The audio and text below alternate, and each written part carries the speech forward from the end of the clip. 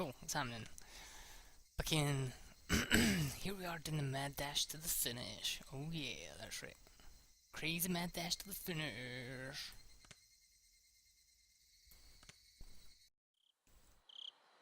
Ooh, it's getting louder and louder and louder. Let's fix the headset a little. Here we go. So, how you doing? Probably fucking gonna be another fucking like 2 years or something. Maybe more. Fuck. But that's all good. Drinking coffee as always. And crazy shit's been happening so far, but let's continue. Cool. Oh. Oh, that's a nice tune again. This was the first time I'd ever woke up with such clarity. It was 5:59, just moments before my alarm would go off. Wow. It does sound a bit loud, like... Oh well, fuck it. Cool. I was amazed at the precision of my internal clock. Damn right, fucking getting up before your alarm. I made preparations for the next day of school before I went to bed. I changed quickly and descended to the deserted floor. The lower floor. I appeared my mum was still asleep. Sleepyhead, neither breakfast nor lunch was ready. Yesterday, I just unilaterally declared that I would be leaving early today, so it couldn't be helped. I slathered jam on some bread and topped it with instant cocoa. Wait, what? Oh, like Nutella or something? Fuck knows. Just as I was finishing up breakfast, Mum rose groggily from her slumber. Hey, Keiichi, you're up early. Is there some sort of skill event? Not really. Answering bluntly, I picked up my bag and stood after stuffing 2 slices of bread down my throat. Okay. You're leaving already? What about lunch? If you don't wait a bit, I can't make it. If I waited for her to make my lunch, then it would end up being the same time as usual. If I did that, it would raise the chances of me running into Rena and Mion on the way. Yes, from today onwards, I was gonna go to school alone. Aww, why? Because crazy fucking bitches, that's why. I'll be fine for today. Then what will you do for lunch? I'll slip out and buy some bread or something at the store. Really? Then here's some lunch money. Be sure to bring me back the receipt. I took the 1,000 yen bill from Mum and slipped it into my pocket. It's pretty early. Is Rena-chan up this early as well? No, just me. Did you tell Rena-chan you'd be leaving early? I have no reason to tell her every little detail now, do I? Finding it difficult answering the onslaught of questions, I made an annoyed face. Tell Rena that I went ahead when she comes. Hey, Keiichi, wait! It's not that I didn't trust my parents, I just couldn't rely on them. They couldn't help me. I could only hope that they didn't get involved. It was safer that way. My mum's annoying voice was cut off by the slam of the door. For the first time since I moved here, I headed down the road to school alone. I don't know, is that true? Is that true? I don't know if that's true. Up until now, I'd always walked down the same path at the same time each day. So I always met the same people at the same places. But today was different. I didn't meet the people I would normally, and nobody was at the places where they would have normally met me. Of course, Rena wasn't in the spot where we usually met, and there wasn't anyone at the spot where we would have met up with me on. The length of the tree shadows, the morning air, and the brightness of the sun, it was a completely different type of morning from what I was used to. Without a doubt, it felt strange.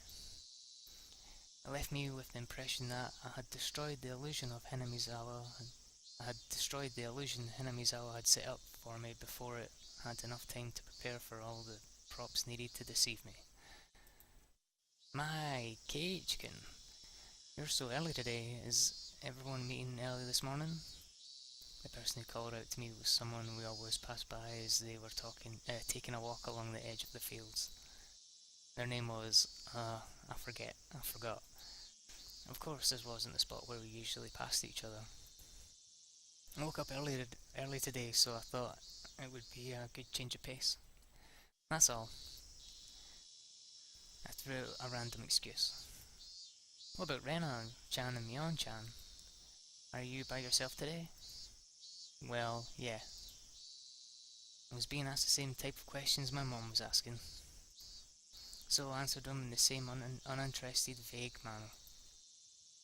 Ooh. It wasn't funny being asked where Rena was each time I passed by someone, but maybe it was to be expected. It was because for so long we were always together, so amicably. Even I felt that if I let my guard down, we could still be Stop it, Keiichi. Don't think about that anymore. You spent all day yesterday thinking about how dangerous it was to go soft, didn't you? Beep, beep, beep. A car horn blared from out of nowhere. Even though I was walking, lost in thought, that horn was way too close. A mechanical behemoth barreled at me from behind, catching me completely off guard. By the time I turned round, the van's hulking chassis was almost on top of me. I'd seen plenty of cars veering to the opposite shoulder to avoid pedestrians, but this car was doing the opposite. It felt like there was somebody on the opposite shoulder and the van was swerving in my direction to avoid them. That blissfully ignorant train of thought delayed me from realising something much, much more important. That large mass was hurtling right at me. Was it going to hit me? The inside of my head instantly flooded with a painfully coloured liquid. At that moment, the scene before me, no, time itself had frozen. In the silence of the frozen moment, I compared the van so close that I had no way to dodge it, and my body, the upper half twisting awkwardly in order to look behind me. There was no way I could dive out of the way in my current position. If I lost focus now, this moment would unpause and I would probably be ploughed over, caught in this silly pose. Bend my upper body over towards the paddy by the side of the road. If I bent far enough, I'd get away with just being hit by the side view mirror. As soon as the thought crossed my mind, the temporal stasis was shattered by the deafening sound of the van. The side mirror struck my shoulder, sending me spinning off through the air like a top, locked in my contorted position. Kersplash. Kersplash. Ah, my ear. Kersplash. Kersplash. Sent tumbling through the air, I crashed into the muddy paddy by the side of the road. Ooh. My entire body was soiled and drenched. But the choice I had made in that instant was unmistakably for the best. I was covered in mud, but when the alternative was being hit by the car, it was the closest I could be to being unscathed. Rising out from the paddy, I had enough in me to glare over at the stopped van and yell profanities at the driver. You son of a bitch! I'm not sure if he was able to see me, but the van sped off suddenly. Wait, damn it. This was what they called a hit and run, wasn't it? I couldn't help but continue yelling out profanities. The disgrace from being covered in mud hurt me more than any physical wounds. I slogged through the muddy paddy and made my way back onto the road. This is a crime, god damn it. Shit, I'll track you down and say you. God damn you! If I go looking for the van, I'm sure I'll find it in this little village. The path I was on had rice paddies on either side, and had become so narrow that one car could barely fit through. It wasn't a place you could tear full speed down a car, let alone pass by pedestrians. Not only was it a narrow road, but the car just now was closer to my side of the road than the other when it went past me. Even as I cursed, I was desperately trying to suppress the dark cloud rolling up within me. It wasn't just a hit and run. That car just now was trying to run me over, wasn't it? Thinking back, I did feel that there had been a car creeping up on me slowly for a while. That's right, as soon as I parted ways with that person taking a walk, I had that feeling the whole time. If I'd wanted to pass me, then it had no shortage of chances. Normally I would have felt suspicious and turned around sooner.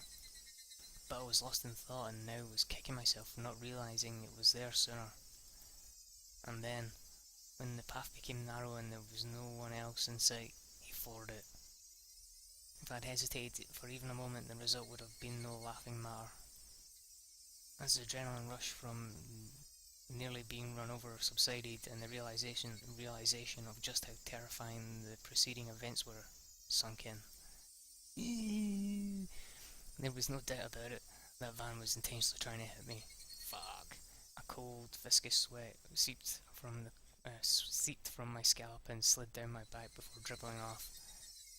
I struggled to avoid falling in a panic. There was still the possibility that this really was an accident. Calm down, Keiichi. But also, don't be so naive, Keiichi. Being that lax will get you killed next time. You need to always be on your toes. Don't give them any openings. If my enemy was really out to kill me, then next time we'd use a more reliable method. If that time came and I was acting like I was now, being covered in mud was the price I had paid for my own naivete.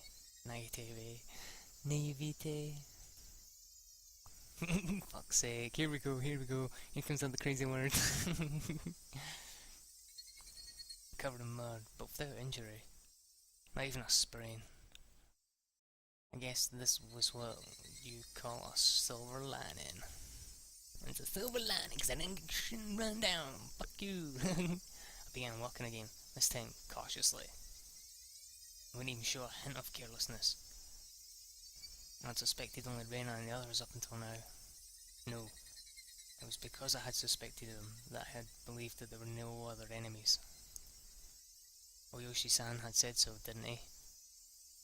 There was a possibility that all the families of the village were involved. Was I really mired so deep in this situation that I had no choice but to try and carry on as usual? Wouldn't it be safest just to hold myself up in my house? But the moment I abandoned my regular routine, everyone around me would abandon theirs as well. That was just too horrifying of a thought. My damn ear. Worst thing about having long hair is that it goes in your ear every so often, and you're just like, get out of my hair. I recall the tales Oishi-san told me of when Hinamizawa was still called Onegafuchi. A frightening tale of an entire village of demons hunting their prey, surrounding them and eating them alive. One must not interfere with the demons. One must pretend not to see it. The enemy were numerous, all the village families. The villagers, with their unwavering faith in the curse, would do nothing to help me. Shit. The strong sudden flash of sunshine made me slightly dizzy. Ooh, I can't see shit. I had no idea what was going on anymore. Oh no.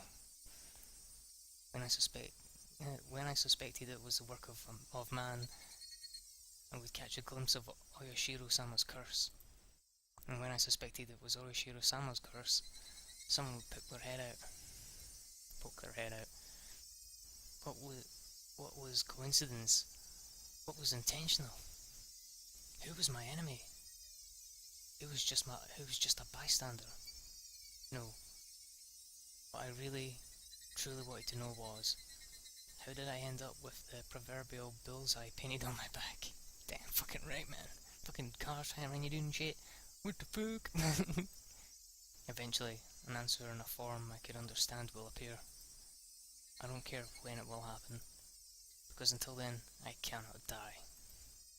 That alone fueled my resolve to fight, and will keep me alive. Will keep me alive, damn it!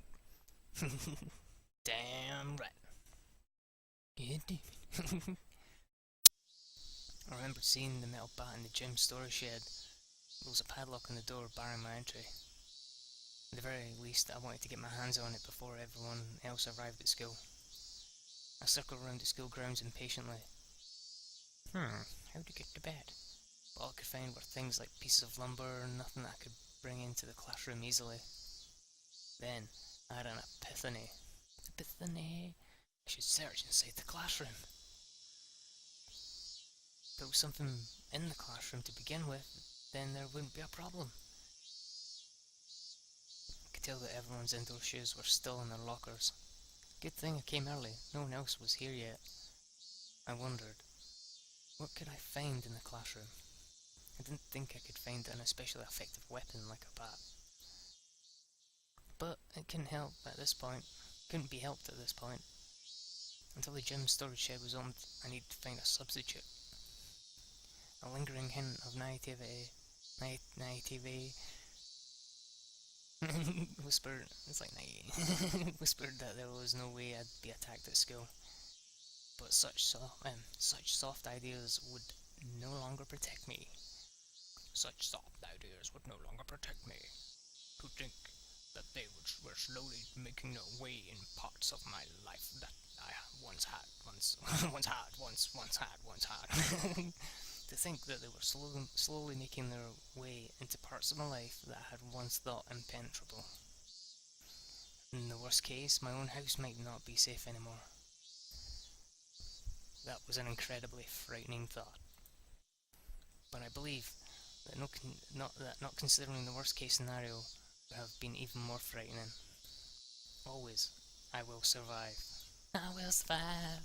Hey, hey. So long as I lived, then I will definitely be able to escape this labyrinth of nonsense. Definitely. You're going crazy, buddy. My exploration of the classroom came to an impasse. That much was to be expected. There was no way there would be anything like that could be a weapon in the classroom. In case of emergency, there was probably nothing I could do but swing my own chair around. My gaze landed on the lockers that had come to be used for personal storage. The locker that Mion used to store her pile of games was among them. There was one for each person in class, all lined up.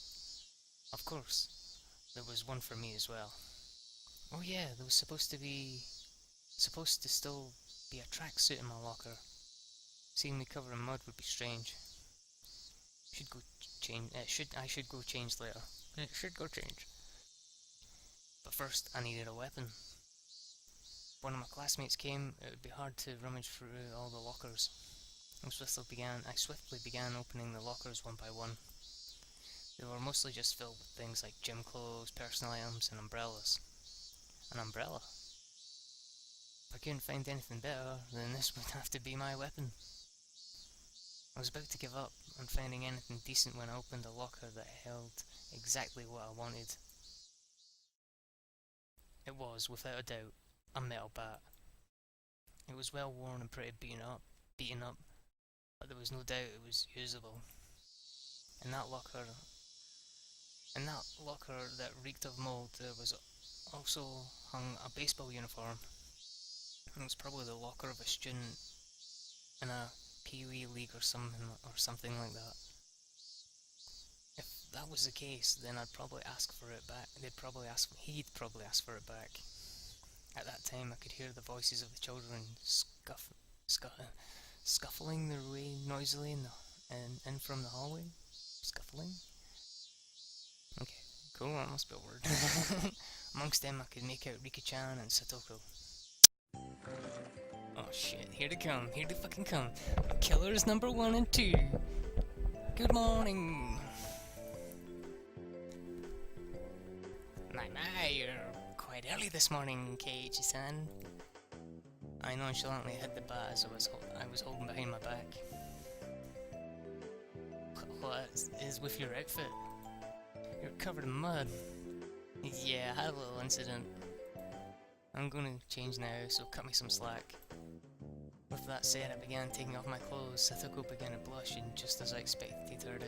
Satoko began to blush just as I expected her to. What the fuck?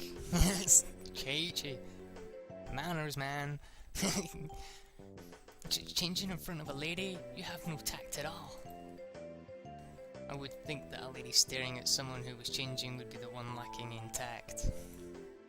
There's no changing room for boys, so just deal with it. As Satoko feigned disgust, she went into the hall, still blushing. Conversely, Riki-chan continued to stare at me, preparing to change. If Riki-chan is a lady as well, then I don't think it would be appropriate for you to be watching.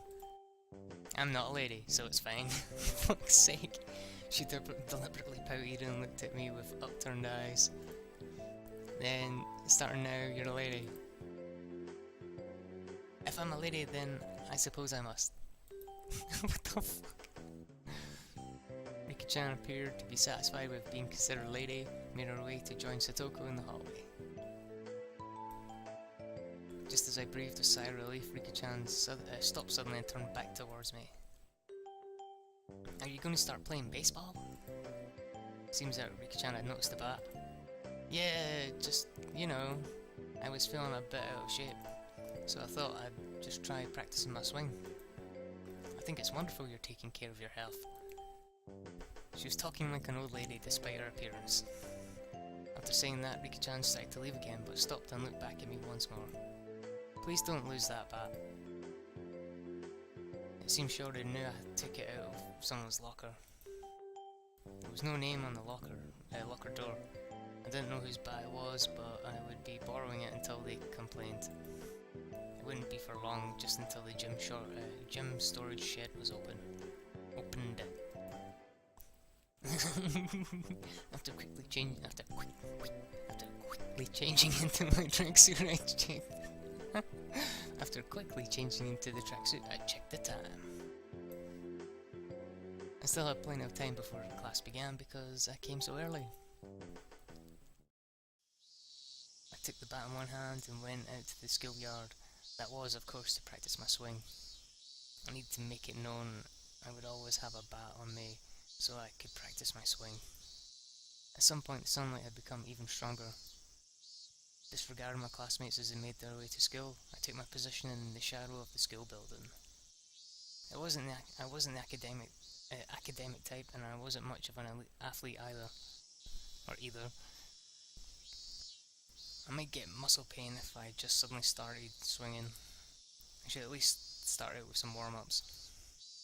I doubt anyone would think I'm doing something out of the ordinary, which was the exact opposite of my actual mental state.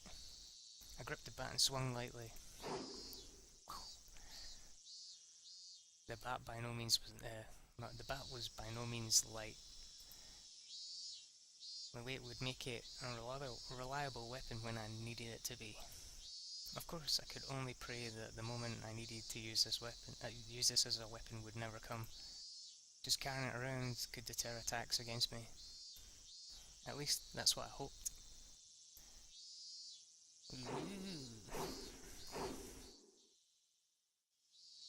Huh? Kei-chan, what are you doing? Being bombarded with such a hysterical voice, I jumped. Whoa, Kei-kun, are you on the baseball team? The baseball team? It was Ren-on-Mion. I was surprised to hear you went off ahead. What are you doing, Kei-chan? Can't you tell by looking? I'm practicing my swing for the championship. You can say it's part of my diet if you want. Diet? Kei-chan, are you really that fat? Bet you didn't know I actually have a beer belly. It's plump and jiggles. What? Plump and jiggles? Peppa Plump and jiggles? Rena, you don't have to imagine something weird like that. To disrupt Rena from imagining something that vulgar, I ruffled her hair messily. Well then, hope you make it to regionals at least. Well, hope you make it to regionals at least. This old man will cheer you on. Regionally speaking, it seems that Oshima High is pretty strong. They say their southpaw Kameda-kun is amazing. Good luck. Seems to have made me out some kind of local prodigy, but oh well. Well, if I really did make it to the championship, it would be a cinch. After all, I'd be the pitcher and catcher. I'd pitch the ball, then run past the ball I just threw, and change over to being the catcher in a burst of super incredible explosive speed. I laughed dryly at the ludicrous image. Coming back to my senses, I smashed the bat against the ground. Fucking ground! How about I click again? Oh, damn it! What am I laughing at? What am I laughing at? God damn it! Whoa, calm your tits, Keiichi.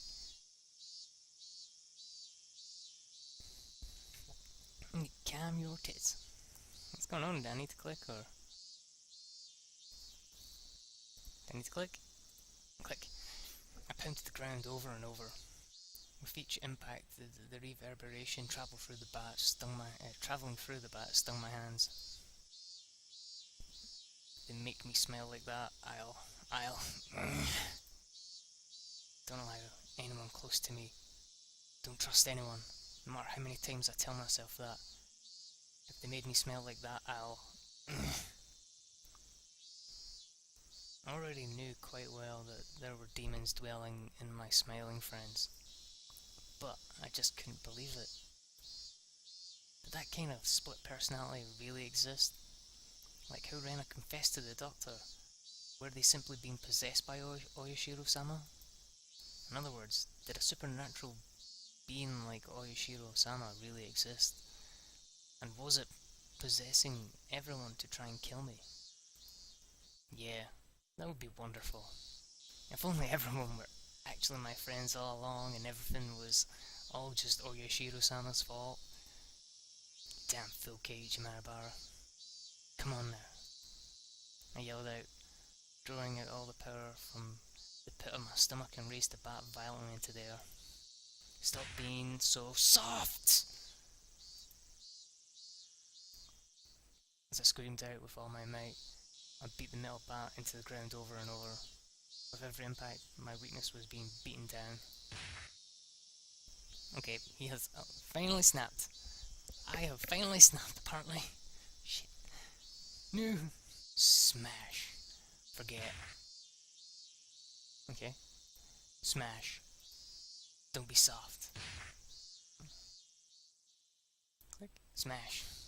Your enemy. Know your enemy. Smash your enemy with better. Smash your enemy. Smash. Like hell, I'd let them kill me. My shoulders heaving up and down from my ragged breathing, I heard the first bell rang just as I calmed down. Fuck. Gonna have to go to school like that? God damn, he going crazy. He going crazy. He going crazy. I gasped with a sudden realization. That was the final bell. As I felt all the tension drain from me, I let out a deep breath. My mind was in a muddled state for my mind was in a muddled state for much of the entire day. I didn't feel like I was awake, but I didn't feel like I was asleep either. I couldn't say it felt especially comfortable, but I felt a kind of relief that the sanctity of the school part of my daily life had yet to be violated. How long would I have to keep on living like this? I could only grit my teeth and bear with it as this living hell slowly gnawed away at me.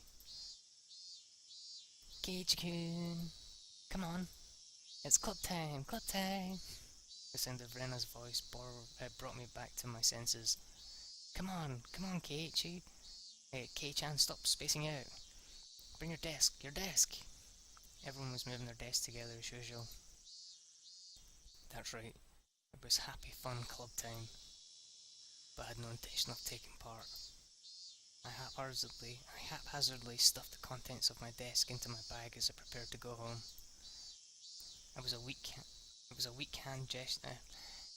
weak-handed gesture to avoid having to actually say, "I'm going home now." What's this, Kei-chan? You planning on going home right away again? Mion sounded quite disappointed. I'm just not in the mood.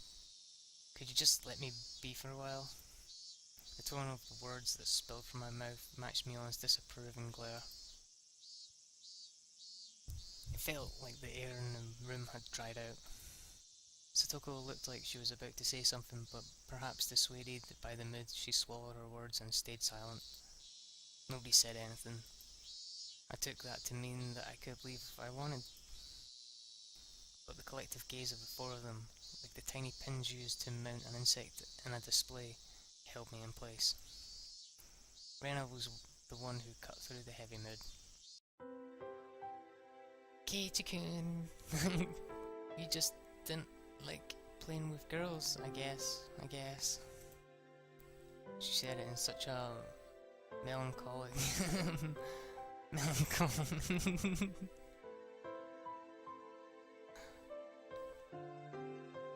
Fucking hell. Melancholic tone that set a wave of pain racing through my heart. If this pain was going to kill me, I wanted it to be the soft part of me so that I wanted it to be the soft part of me that could still feel pain. Shit. I tore at my chest, violently tearing out the pins that held me in place. That's not it at all. I'd only be hurt myself by saying anything more, so I swallowed my words. Cutting things off there, I turned away and exited the classroom. They didn't speak a word to me as I left. All these pauses, it's like I can't read at all. Fuck you. It was a long, dull trip back home. I didn't lose focus. I firmly squeezed the grip of the bat, which was already soggy from sweat. Realizing that, I wiped it down with my sleeve. If something were to happen, I wouldn't want it to be slippery. Since this morning, I'd become especially sensitive to the presence of cars. Even while walking, my ears picked up and sought out threatening sounds and presences that could be closing in. And that was why I could hear it.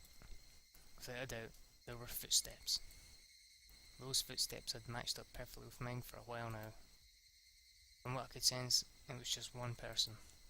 But I had no intention of being careless. Did they intend to follow me like that car this morning? Until we were in a good location to assault me? Then it wasn't a good idea to keep walking like this. I stopped walking and looked back. The wooded path crowded with trees responded with silence as if there was nobody there to begin with. Oh no. But I won't be fooled. No certain footsteps were following me. And just as I stopped, the footsteps stopped as well. Meaning the person following me wanted to keep their distance. That was, without question, proof that I was their target. I held my breath, waiting for the presence to panic and start moving again. The trees rustled with the sound of the wind. The Higurashi also joined in the dissonant. Oh yeah, totally. The Higurashi also joined in the dissonant chorus, trying to throw my focus into disarray. Had 5 minutes passed? Or had I been like this for a whole 30 minutes? 30 minutes? Fuck man, really? You guys stand there for like 30 fucking minutes? It was so hard to breathe that I may have suffocated. It seemed I would be the first one to panic. Without a doubt, he was lurking in the shade of that tree with bated breath. Then I'd make the first move. Fix my grip in the bat. I raised it up to my shoulder to be ready to swing at any time. Hey! I know you're there. With all my might I screamed at whoever was hiding in the shades of the trees, but the presence in the shade didn't budge. Until the moment I found them, they had no intention of revealing themselves. I know already. I know you're there. I screamed out angrily at them again, but even still, they didn't move at all. Then, I'll go over there myself. Shit. Don't do it. Oh no. With all due vigilance, with all due vigilance, I approached step by step. Stepping into the tree's shadow, I saw a human figure there. That figure was curled up like a small animal. What, Rena? When she realized I'd found her expression softened. She seemed apologetic, but wasn't going to speak a word. Did you have some business with me? I wouldn't accept that silence and screamed the questioner. Oh shit. No, not really. It's just, Rena was in a panic with tears welling up in her eyes. But it was obvious that she had been following me. What about the club? Since you're not, I'm not. That shouldn't matter. Don't mind me and just play. But I'm just worried about you. Thinking about how I'd been acting up until now, it wasn't hard to imagine that my behaviour could have been perceived as strange. So then I was concerned. At a quick glance, that's how it would seem. But I wasn't going to let my guard down that easily. Even if that really was the case, she still wouldn't have to do something like try to tell me. She should have called out to me when I was leaving and gone out right with me. But Rena didn't do that. She kept her distance from me and matched my walking speed. On top of that, she matched the sound of her footsteps and deviously tried to hide her presence from me. After she realised I'd noticed she was there, she held her breath as she tried hiding from me. She wore a timid expression that would force one to take pity on her, but without a doubt, she was tailing me. Stop following me. How? Still glaring at Rena, I continued walking onwards.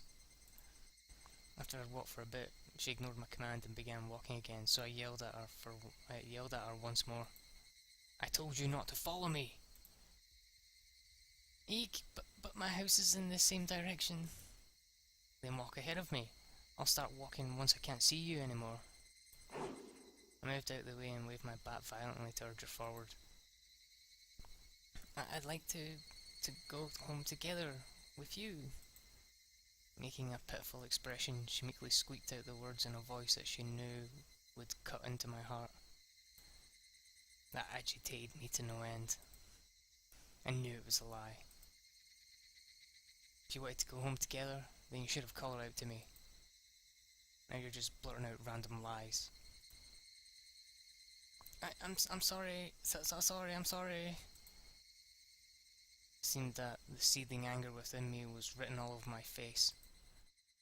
Even without me saying anything, Ren understood what I was feeling inside. If you get it, then go. I swung the bat, urging her to walk again. Ren looked back and forth between me and the bat and started walking hesitantly, then stopped again. Go on then, hurry! I'm going. So please stop swinging with the bat. So please stop with the bat. No, stop swinging. It's scary. And guarded herself while pointing at me holding the bat. She may have realised that I wasn't planning on using the bat for baseball. I lowered the bat, but still guardedly opened the way for her. Go. There's no problem now, is there? There was nothing else she could protest. She passed by me timidly so as to not set me off. As I watched her pass by, she stopped completely after having barely moved at all. Hey, don't stop. Then a powerful gust blew past us, barraging my face with dust.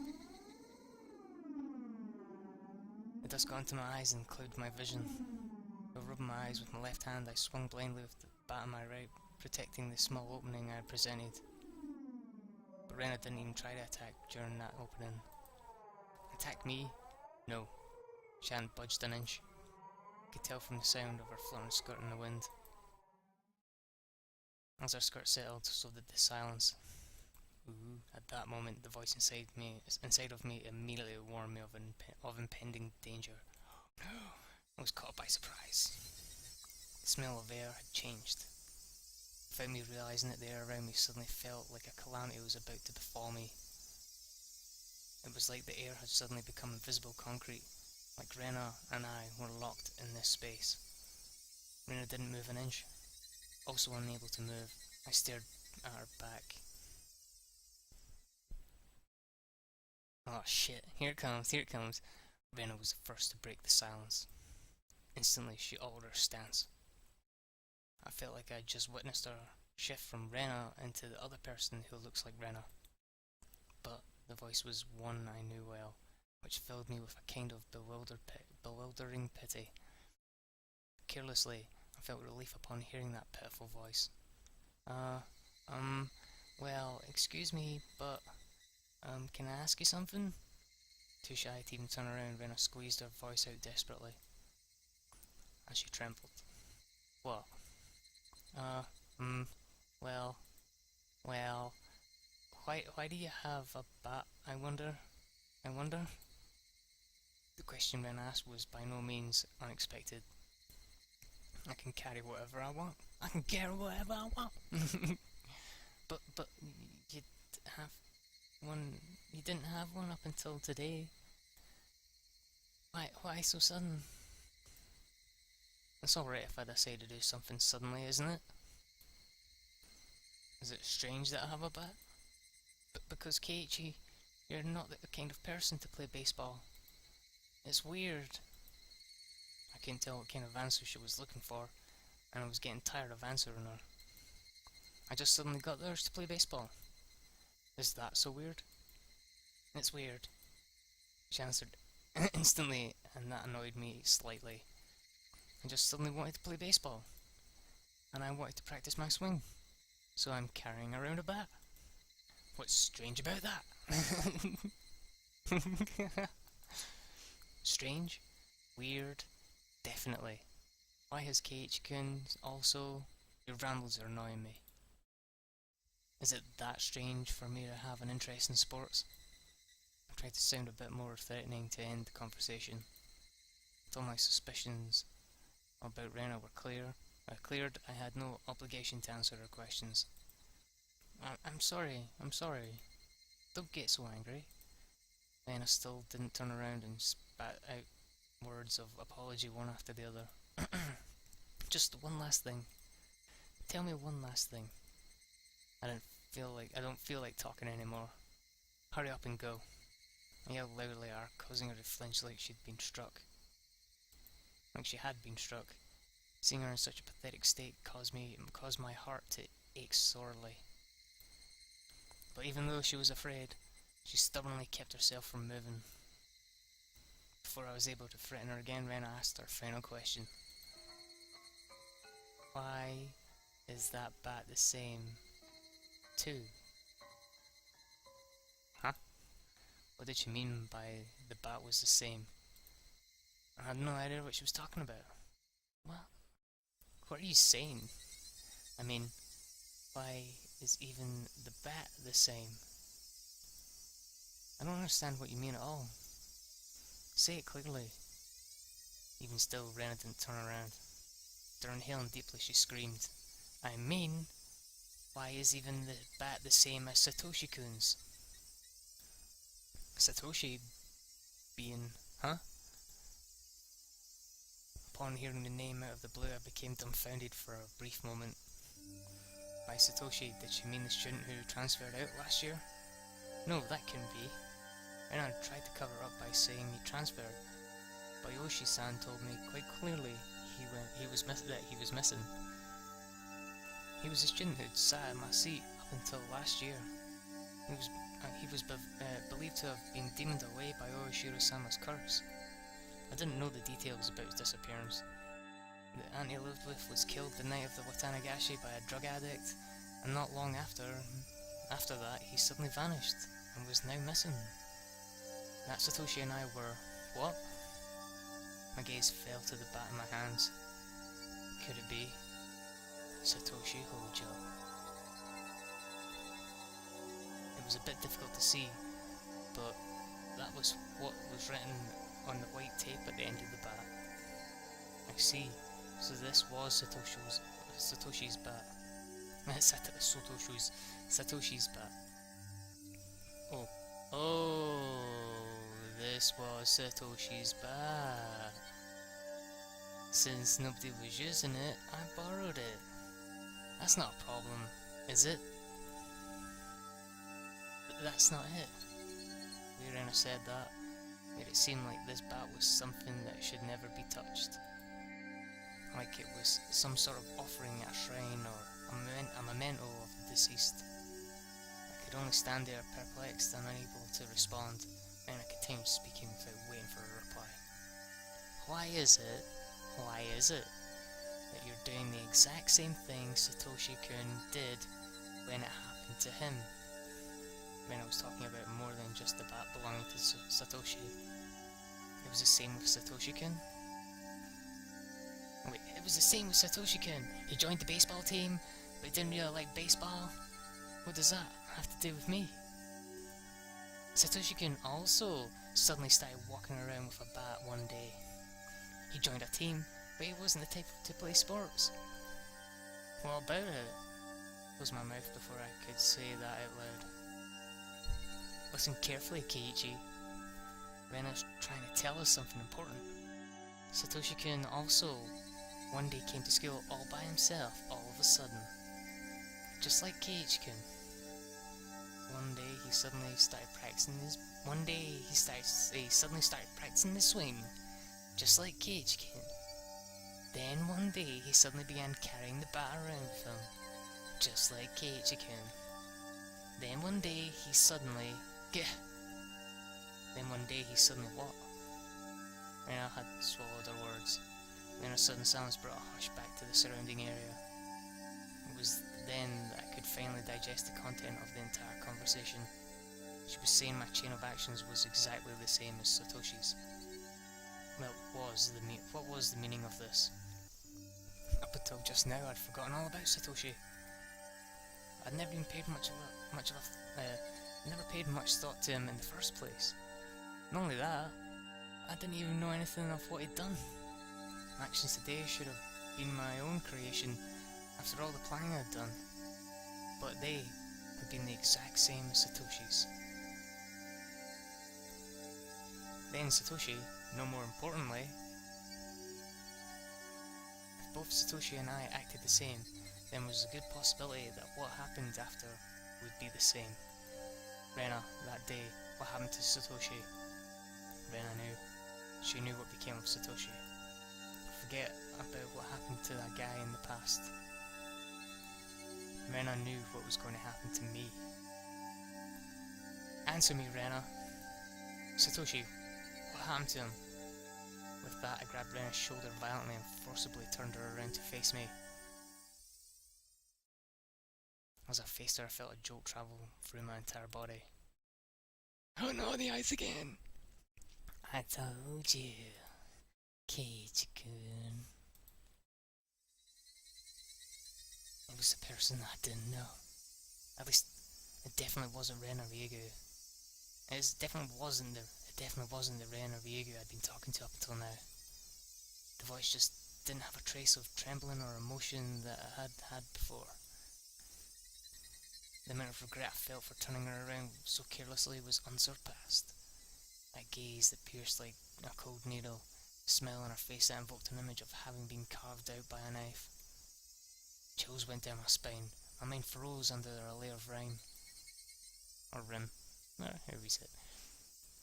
Both of Rena's eyes pierced through mine, leaving me unable to look away. As if to remind me of the fear from that time before, Rena brought her face close to mine, so close I could feel her breath. Her face had filled my entire field of vision. Then, her sharply shaped lips grew even sharper. At the curve of a crescent moon, she grinned. I told you, Keiichi-kun. After a short pause, Rena repeated the same words again. Satoshi, you see, transferred out. Transferred, meaning what? What Rena meant must have been some new definition of transfer that I was previously not aware of. My throat and lips dried up. I couldn't even acknowledge what I had just heard. All I could do was swallow down my own saliva. It wouldn't seem that Rena saw that. It would seem that Rena saw that as a nod. She pulled her gaze back and spryly stepped back 2, 3 paces. As she did, my legs gave out and I fell to my knees pathetically. Rena and me on my knees underneath her emotionless smile. It had to be a very odd sight indeed. Seeing me in that pathetic state, she neither scoffed at me nor held out her hand. But I could neither stand nor escape with her gaze shooting through my eyes. There was undoubtedly a metal bat in my hand, but right now it was useless to me. I was like a fly caught in her web. Heavy sweat beaded all over my body. I could feel it dripping from my skin. But you won't, will you, Keiichi-kun? And it finally released me from that cage of time after what felt like an eternity. But her question was missing something important and was incredibly vague. Once again I swallowed hard, urging her on. Do what? What did she not want me to do? Transfer. Shit, we're gonna die. Shit, game over, that's it, game fucking over. Shit. Wait, so she doesn't want us to transfer, okay.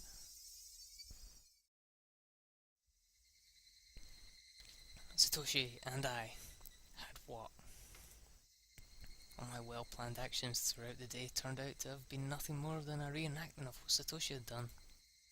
Satoshi, had he really been in the same situation as I was now? The friends he had gotten along with had changed suddenly and for no reason, at least none that I had noticed, planned to kill him. Then, fearing for his life as I am, he got a bat to protect himself and carried it around every day to practice his swing. And then one day, suddenly, he transferred. Blood went cold, causing a prickling sensation to course through my veins. Starting near my heart, it radiated outwards from the top of my head to the soles of my feet, chilling every part of me without recourse. What did she mean by transfer? What did she mean by transfer? Was Satoshi still at wherever he transferred to? Was he the only one who would be able to understand me? Would he be able to tell me why it ended up like this? More importantly, where did he transfer to? What did she mean by transfer? What did she mean by transfer? Before I knew it, I was at my front door. The frigid knob was hard to turn. Was nobody home? It wasn't that odd of an occurrence. I reached into my pocket and pulled out the single key attached to my fur seal keychain. Oh yeah, it's fur seal keychain! Fuck's sake. I stepped into the entryway. Just as I was about to take off my shoes, a chill ran down my spine. Somebody had entered right behind me. Like a classmate messing around, standing right up against my back. You're kidding, right? It had to be my imagination. Logically speaking, it was impossible for someone to be able to hide their presence within my personal space all the way through the door. But there was undoubtedly somebody behind me. Hey now, Keiichi. How do you know they're there even though they're behind you? Because I could hear the sound of flowing hair. There's no other reason I'd hear that sound. That was the presence. Because I could hear the sound of them blinking. Keiichi Marabara, There's no way you could hear that. It was mostly instinct than anything else that was warning me of that presence. Common sense was telling me that it was just my imagination. It was just my imagination. There was nobody behind me. I began to erase the mental image of an eerie figure standing behind me. But at the same time I asked myself, if there was nobody, then what was I feeling? Was an uncomfortable sensation, as an uncomfortable sensation crawled up my spine. Actually, wouldn't it be better if there was somebody there? If there was nobody there, then if there was nobody there when you turned around, would you be able to accept that? I'd be able to answer all those questions just by looking behind me. But I didn't have enough courage to even do that simple task. Alright, I could try speaking to them. The person behind me might answer. The person behind me might answer. It was a random thought. I didn't care how I went about it, just as long as I didn't have to turn around. If I had calmed down and thought about it, I would have known that wouldn't have solved anything. Who is it? I spoke in such a hoarse, broken voice that I couldn't believe it was my own. I could almost feel them contemplating their response. I felt it. There's no way I should be able to do that. Calm down, Keiichi. It's all in your head. That time I was certain I heard it. If I hesitantly tried to answer my... as if hesitantly trying to answer my inquiry, or whatever, I was certain I could hear the sound of somebody inhaling. I heard it. I heard it. I heard it clearly. It was a girl. A young girl. Oh, Keiichi, fucking, what you thought, motherfucking... I didn't know who, but a tiny speck of courage in me, however reckless it was, inspired a primal yet fitting solution to this current predicament. A scream.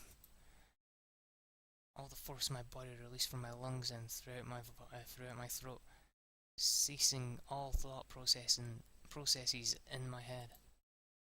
Suppressing all my thoughts and emotions, I began to collapse like a house of cards, somehow managing to twist my body and look back as I did so. It was definitely there. Right there. Somebody was there. Until the moment I turned around, until I brought the area behind me into my field of vision, they were definitely there. Falling face up, my eyes traced the remnants of the presence suspended in the empty space. It couldn't be. They were invisible. They looked like they weren't there. But were they actually still standing there? As I screamed, all the emotions I was holding back burst free in a violent wave. However, I was decidedly calm as my emotional dam collapsed. The turbulent wave of pent-up emotions was skillfully diverted into a torrent of aggression. That emotion was definitely required to extricate myself from the bizarre situation happening right in front of me. In my state of heightened lucidity. In my state of heightened lucidity, I entrusted my body to the fury. The metal bat held firm in my right hand as if drawn there by a magnet. A mid-level sweep would be the hardest attack to dodge. I remember reading something like that from a book about swordsmanship or something. I brandished my will to fight. The afterimage of the amalgamation of metal flashed as it swung from left to right, beating against the entryway. Oh shit. Creepy music. Creepy music. Oh god. That slammed into the right wall, the tip rebounding violently. Very calmly I transferred the force of the rebound into a sweep to the left. Oh shit. The door of the shoe cupboard was split into pieces. Those two swings whiffed through empty space, but they seemed to have great psychological impact on the enemy. I could feel the panic emanating from that space. The attack wasn't the only thing required. I extracted the bat from the cupboard it was embedded in and screamed as I spun my entire body around in a large arc. My screams shook the air, imbuing my ferocious swing with even more destructive power. Shit, he just broke something else. Fucking Keiichi, fucking demolitions.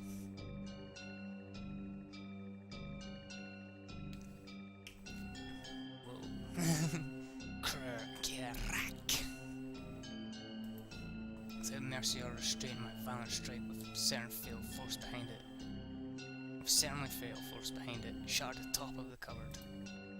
None of my attacks struck the enemy, but my ferocity had certainly seemed to impact them. Breathing heavily, my entire body soaked in sweat, the invisible enemy there, but not there, dispersed. When I was certain that the enemy had retreated, I locked the front door and latched the chain. No way. Had it only feigned retreat and was now inside my house? Once again, I channeled my aggression and searched the house for the presence, but it was gone. I'd succeeded in fending it off. At that moment, the tension drained from my body and I let out a deep sigh of relief. Shit. All of the emotions I'd been holding back chaotically merged together and began to flood out. A hodgepodge of fear, accomplishment, and disbelief all mixed together and began to flow through my body. Unable to deal with each individual feeling, I beat them all back with the strongest exhaustion. Even in this moment, I remained composed. Well, technically, I fucking didn't trash the house. After checking that all the doors throughout the house were locked, I went up to my room on the second floor and closed the curtains. I straightened my back and tilted my head back a little, but clearing my mind of all my idle thoughts, I managed to calm down even more. That was that. Oh wait, what was that at the front door? There was definitely something there. Thinking about it, maybe it was just an apparition I dreamt up in my confused state. But I really didn't think it was the case. That was the case. I really didn't think that was the case. Calm down, Keiichi Maribara. Compose yourself. But no matter how calmly I thought about it, what just happened wasn't a figment of my imagination. It was obviously a supernatural phenomenon, and without a doubt, something was behind me. It wasn't some sort of illusion I saw amidst my confusion and disorientation. Poof. I had just one piece. When I asked, "Who is it?" they inhaled as if they were about to answer. That sound had clearly reached my ears. The situation I was in right now was still unclear. Either I'd been possessed by the supernatural phenomenon known as Oyashiro-sama's curse, or this was a ruse by the villagers who believed in it and were imitating it. Either way, their motives were unclear. The roundabout way it had been done was also still a mystery. The roundabout way it had been done was still a mystery. If it was perpetrated by humans, that would mean admitting that it was Rena and the rest of them doing it. But it would be solved. Oyoshi-san and the rest of the police would surely arrest my enemy. But if it was a manifestation of Oyashiro-sama's curse, I wonder what would happen. Oyoshi-san was very clear declared that curses didn't exist. At that time, those words were pretty dependable, but as things were now, with the rising possibility that the perpetrators were not human, he suddenly seemed quite unreliable. If I told Oyoshi-san that this was the work of Oyashiro-sama's curse, what would happen? I couldn't imagine his reaction, but it would go without question that a void would expand rapidly between myself and Oyoshi-san. With me having so few allies to begin with, and not being able to confidently declare whether or not this was a curse or not. There was no merit to doing that. I'd better keep the facts of what just happened at the doorway to myself. It would be better if I didn't add what happened here to the memo behind the clock. There was still the ever so slight possibility that I was actually confused when I thought I was composed, and I was just going berserk in the entryway. How wonderful that would be if that was really what happened. I'd be able to refute Oyashiro-sama's curse. But if I denied Oyashiro-sama's curse, then that would mean admitting that Rena and the rest were the perpetrators. If I said that Rena and the rest weren't the perpetrators, then that would mean believing in Oyashiro-sama's curse. By denying both of those, I'd be admitting that I myself was losing it. Sorry. By denying both of those, I would be admitting that I myself was losing it. The three options from which I couldn't choose became a trilemma of sorts. They mixed together and formed a whirlpool in my mind, making my head spin.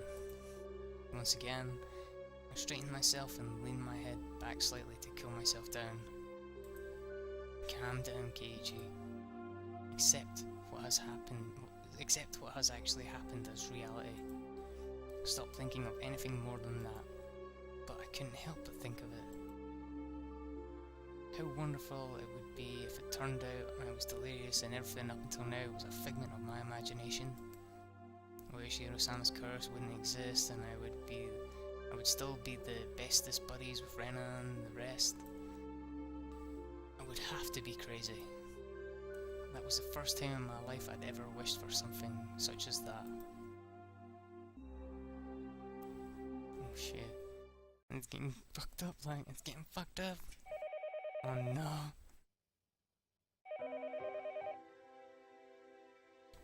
Don't do it. The phone rang noisily downstairs. Generally, there were no calls for me, so I never really answered the phone much. But since my parents weren't here, I had no choice. I squirmed off the bed and went downstairs. Hello, this is the Mayabara residence. Keiichi, this is Mum. I intuitively had a bad feeling about this. It was because I thought she was going to ask me to go out and buy some things. So I took the initiative. But I don't mind having instant noodles for dinner. There's still a lot of them. The other day I went out as a family and bought a whole case of cup noodles. I wanted to get a bunch of different kinds actually, but they refused since the individual packs were expensive.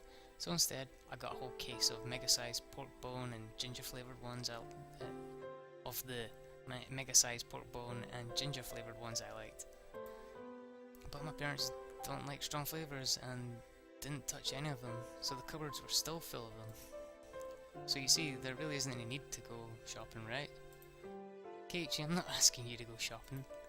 Both Mummy and Daddy have to go to Tokyo right now because of work. Huh? Right now? This was really abrupt. No, we're already here. We left this afternoon. It's quite a distance from Tokyo to Hinamizawa. Gunning at full speed down the highway would still take 6 hours. Dad has a license, but since he doesn't like the highway, they likely took the train. It would have taken longer. I'm thinking you might understand since you've heard us speaking last night, but it has to do with Daddy's contract. Right now, things aren't going so smoothly. Now that you mentioned it, I did remember that they talked all that time about how his job prospects weren't looking so good. Daddy is really sensitive about things like this, so if we leave things as they are, it will affect his work. Part of my father's peculiar fragile artistic personality, his emotions changed as easily as the fall sky. You could also just say he couldn't take criticism. But something like that can be done over the phone. Keiichi, this is your father's job, so can you support him a bit, please?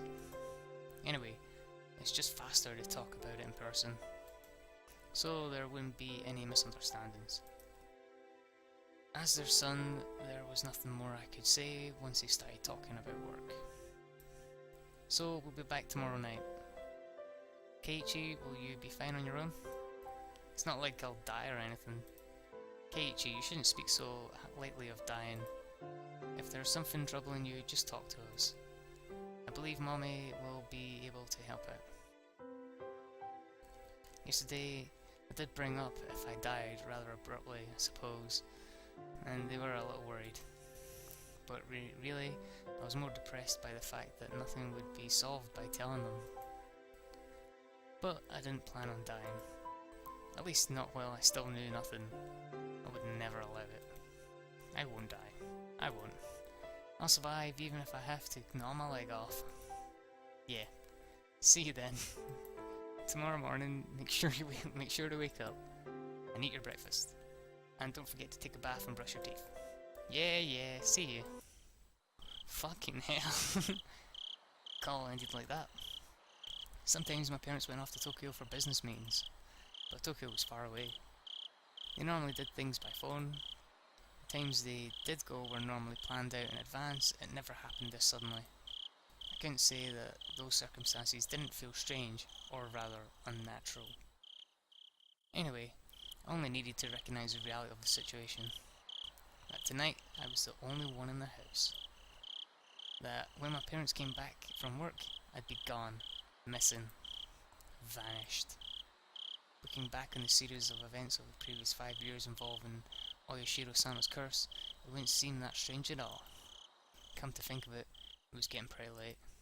I didn't think it was good that the only light on in the whole house was from my room on the second floor. It was the same as broadcasting to the enemy that my parents were gone, and this was their chance. First I ran to the living room, flicked on the lights and turned the TV on to a reassuring volume. Next, the study. I suddenly turned on the lights and some music. With this from the outside, it would look like my parents were home. Once again, I went through the house, checking to see if there were anything left unlocked. When I saw the veranda and the laundry still hanging out there, I went pale. That would have made it too obvious I needed to take it down. I snatched down the laundry haphazardly and erased all traces that my mother wasn't there. Should be fine now, or it should be fine now. Ah! The garage. They hadn't gone all the way to Tokyo by car, but they had gone up to Okinomiya Station. The garage was empty, wide open, and in plain sight. This was not good. I panicked and rushed out the back to close the normally open garage door. I should be fine now. Ah, I need to get the paper. I've always got the paper since they left in the afternoon. The evening paper was still out there. Phew. My premonition was correct. I pulled out everything from the mailbox and dropped it in the entryway. With this, for sure this time, it should be fine. Come to think of it, leaving the cupboard busted like that from my little freak out was kind of bad. I'll just say I tripped and fell, and the bat I was holding smashed into it. Even so, just leaving it in its current state wasn't good. Even so, just leaving it in its current state wasn't good. I should clean it up a little before Mum got back and scolded me. I remembered that there was a broom and dustpan in the closet. As I was going to get them, the phone rang once again. Phone. Fuck. Oh no. Hello. This is the Mayabara residence. Oh, is this Keiichi-kun? Is your mother around? Ah, she isn't here at the moment. You idiot, Keiichi Marabara. Don't reveal that your parents are gone. You can follow it up still, calm down and take care of it. I think she'll be back soon. It wasn't a good response either. Now they might say that they'll call again or tell her to call them when she gets back. Then that's fine. It wasn't anything important. Well, sorry to bother you. This narrative didn't play out, eliciting a sigh of relief. The call was fortunate in more ways than one. That call was fortunate in more ways than one. I'd have to deal with more telephone calls coming in for my parents tonight. I was somehow able to deal with the phone call just now, but I couldn't continue to rely on such poor improvisation. I needed to make up a good story to explain that my parents weren't home, but couldn't answer the phone at that moment. They were making tempura and couldn't step away right now. That wasn't good enough. They were sick and went to bed because they weren't feeling well. Was that going to be safe enough? I was thinking about it on the way back to my room when the phone rang once again. It was like they were calling because they knew I was going to lie. I didn't want to pick up, but I knew I had to. They'd suspect my parents weren't here. I should have just taken the phone off the hook under the pretense that I didn't realise that it was. But since the phone rang, I had to pick it up. Prepared myself and lifted up the receiver. Hello! I stopped announcing this was the Mayabara residence.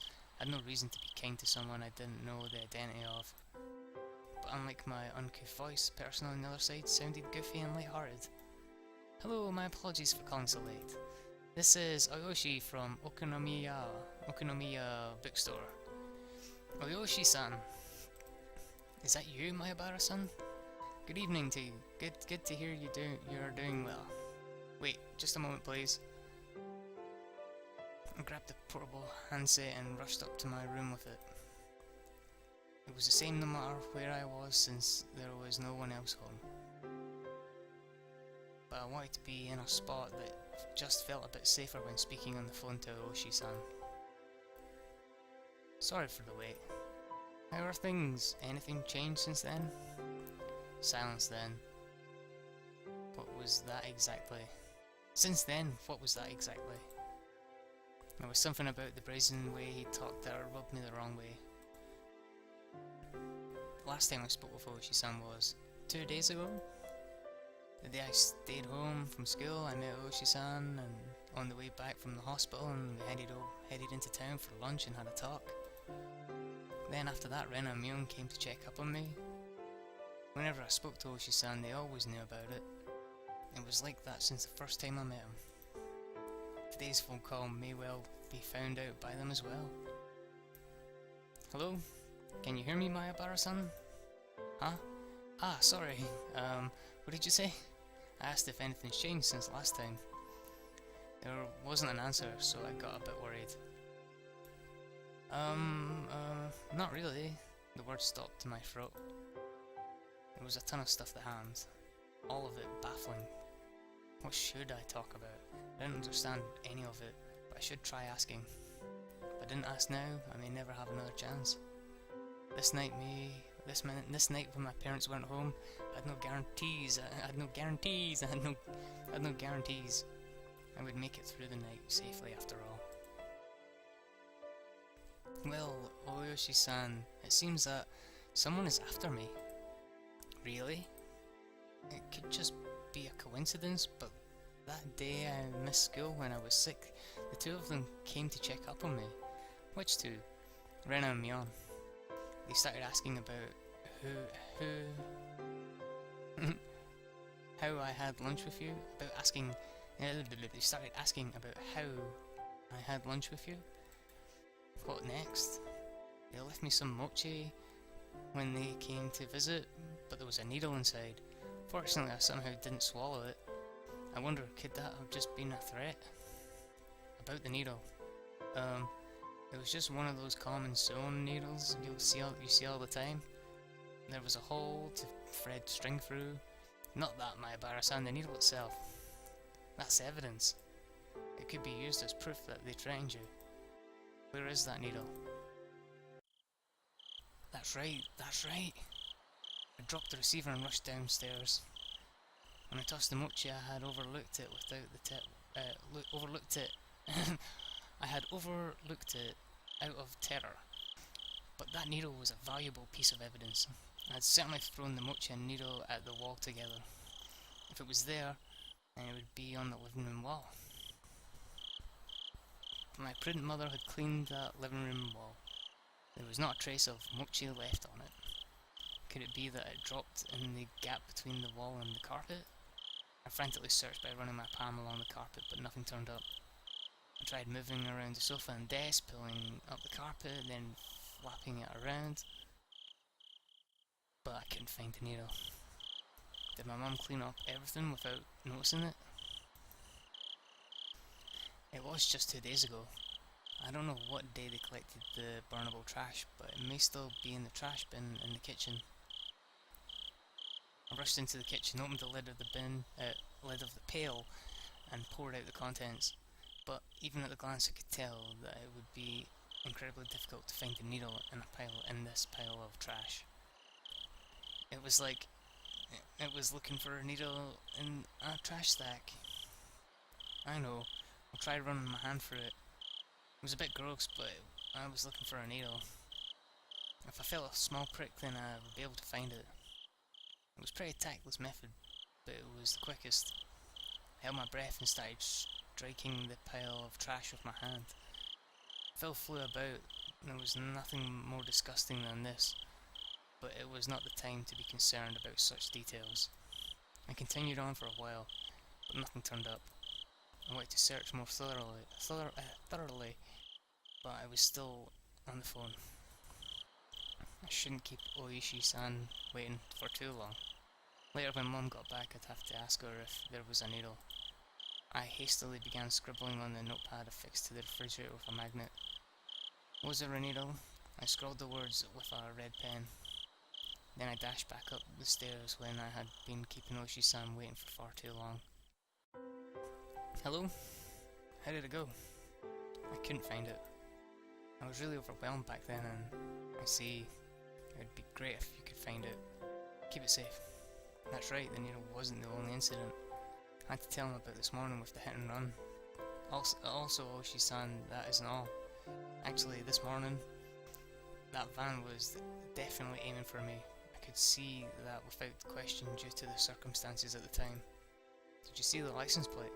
You can search for it search for it here. For it from here. Damn! I just flipped out yelling at him back then, but I didn't look at the plate. What failure is my part with the needle and the plate number? I was so focused on protecting myself that I let some of the most important details slip out of my grasp. I punched my pillow, annoyed at how worthless I was. I'm sorry, I don't know much more than that. It was a white van. Than that, it was a white van.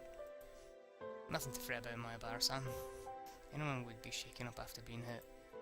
I guess all of this really isn't a coincidence, is it? Oishi-san started to hem and haw over on the other end. I could imagine him folding his arms. Also, Rena is acting strange. How so? What Rena said on the way home today, asking why I was so much like Satoshi-kun. Now I could say it with confidence, that Rena knew what happened to Satoshi. She knew there was more to it than him just simply disappearing. Rena knows. She knows something regarding what happened to Satoshi, the kid who was demoned away last year. What would that be exactly? Rena said, I was the same as Satoshi. She said something to the effect that the way things are going, I'll end up with the same fate as Satoshi. Fate, you say?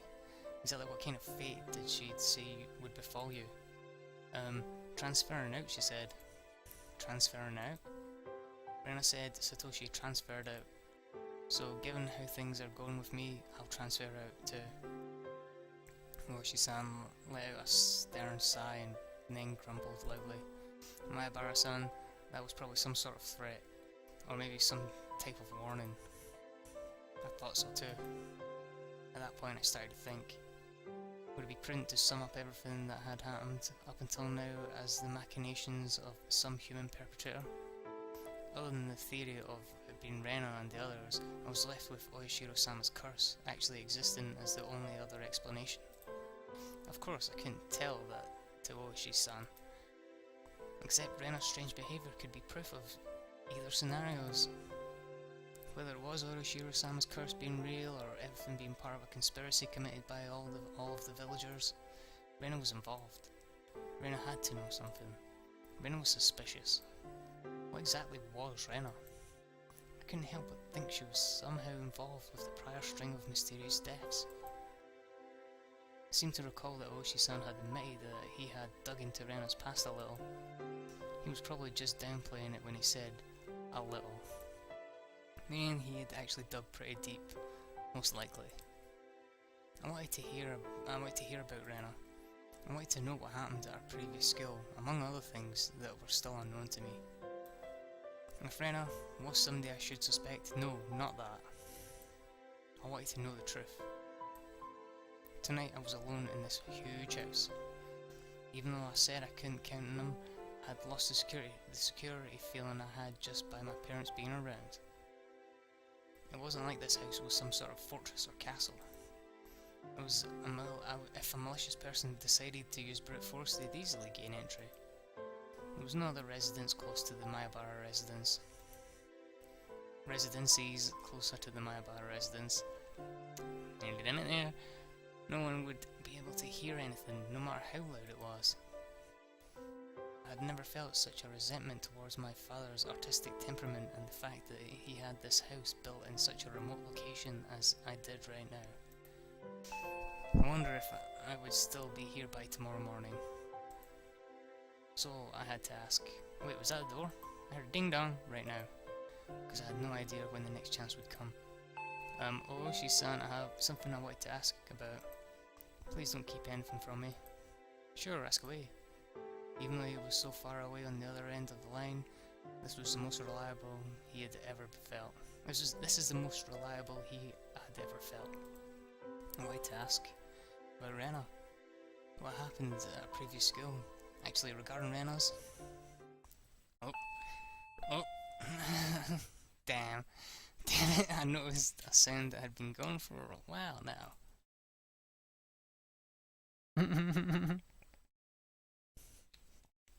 Since I was so focused on the call, I hadn't paid attention to it at first, but I finally realised it was the doorbell. The time was 7 o'clock. It was past the time the postman would make a delivery and past any sensible time for a neighbour to be visiting. I considered just acting like nobody was home, but that wouldn't be good. That would not be good. That would ruin all the work I put into making it look like my parents were home. I needed to answer the door. Hello, Mayabara-san. Sorry, someone seems to be at the door. I'm going to go see who it is. A guest, I see. My apologies. Should we end this phone call now? That would be a problem. No, I'll be back in a second. Do you mind if I just leave the phone on? It's fine, I don't mind. I dropped the headset on my bed and dashed down to the door. I needed to make up a good excuse to get them to leave. I had a hunch that it was the lady who called right before Oyushi-san did. In which case, it would be one of the neighbours who's friends with my mom. I'll just say Mom isn't feeling well and went to bed early. That would be the easiest option. Oh dear, Keiichi. It'd be hard for her to ask me to wake up Mom if she's not feeling well. The bell continued ringing at regular intervals. If someone didn't answer after you rang the bell so much, you'd normally give up and go home, wouldn't you? Without removing the chain, I opened the door slightly and peered out at the visitor. A chill ran down my spine. I knew it. Somewhere deep inside I had prepared for this moment. I tried to escape by imagining it was the easiest person to deal with, one of my mom's friends. Oh shit, oh no. Good evening. Rena? There shouldn't be any reason for Rena to come over this hour. The timing also made me feel uneasy, because it was just as I was about to ask Oishi-san about Rena. I wish I could have chalked this up to mere coincidence, but those unsettling words from Mion several days ago echoed back to me. There's nothing this old man doesn't know. Are you alone, Rena? Yeah. It seems that Mion wasn't with her, but that didn't change the situation at all. Why did you come here? Hey, Keiichi-kun, I'd like you to open the door so we can talk. Can I come inside, I wonder? It was true that speaking through the chain door wasn't the right way to talk to a classmate, but at my house the chain has to be on at night. Don't worry about it. Don't worry about it. Then it can't be helped, I guess. Rena pouted rather sadly. Sadly. Jelana said. She pouted rather sadly. She kept smiling at least, and her effort to keep that smile was quite painful. Yeah, pitiful. Painful, pitiful. Even though she was tugging at my heartstrings, I didn't lower my guard. As long as I stayed like this, even if it made my heart ache, my life wasn't in danger. What I really feared, more than the possibility that hoodlums would assault me if I removed the chain, was trusting Rena enough to remove the chain and having my friendship betrayed. As long as the chain wasn't unlatched, even if it made my heart ache, I wouldn't have to deal with being betrayed by Rena. Since it didn't seem like I'd removed the chain for her silent urging, she appeared to give up on trying to get into the entranceway. Have you eaten yet, Gage-kun? No, I haven't eaten. Since my mom wasn't here, dinner wouldn't be ready no matter how long I waited.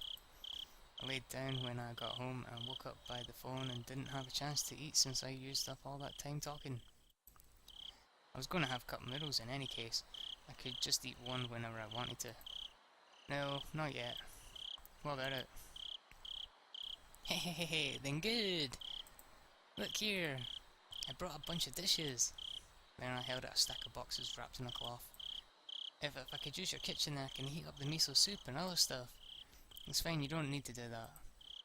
But there's a lot of tofu and vegetables in it.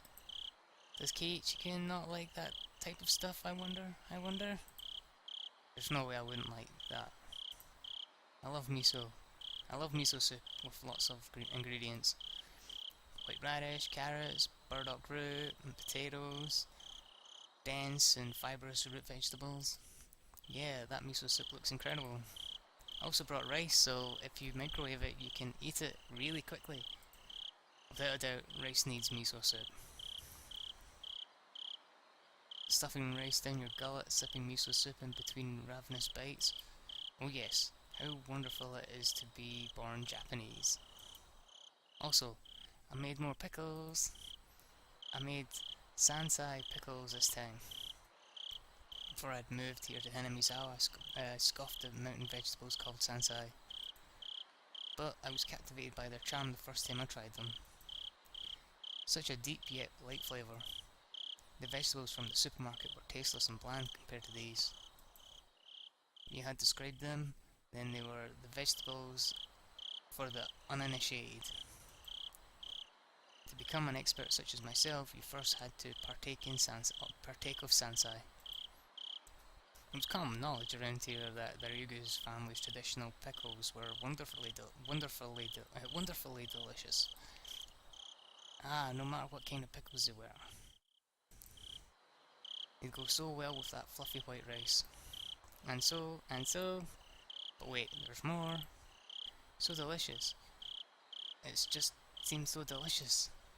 Farewell to my unhealthy self who said he'd make do with cup noodles. Rena appeared to be in good spirits when she was offering such delicious sounding dinner. Such a delicious sounding dinner. And the stress evaporated from my gut and hunger reared its voracious face.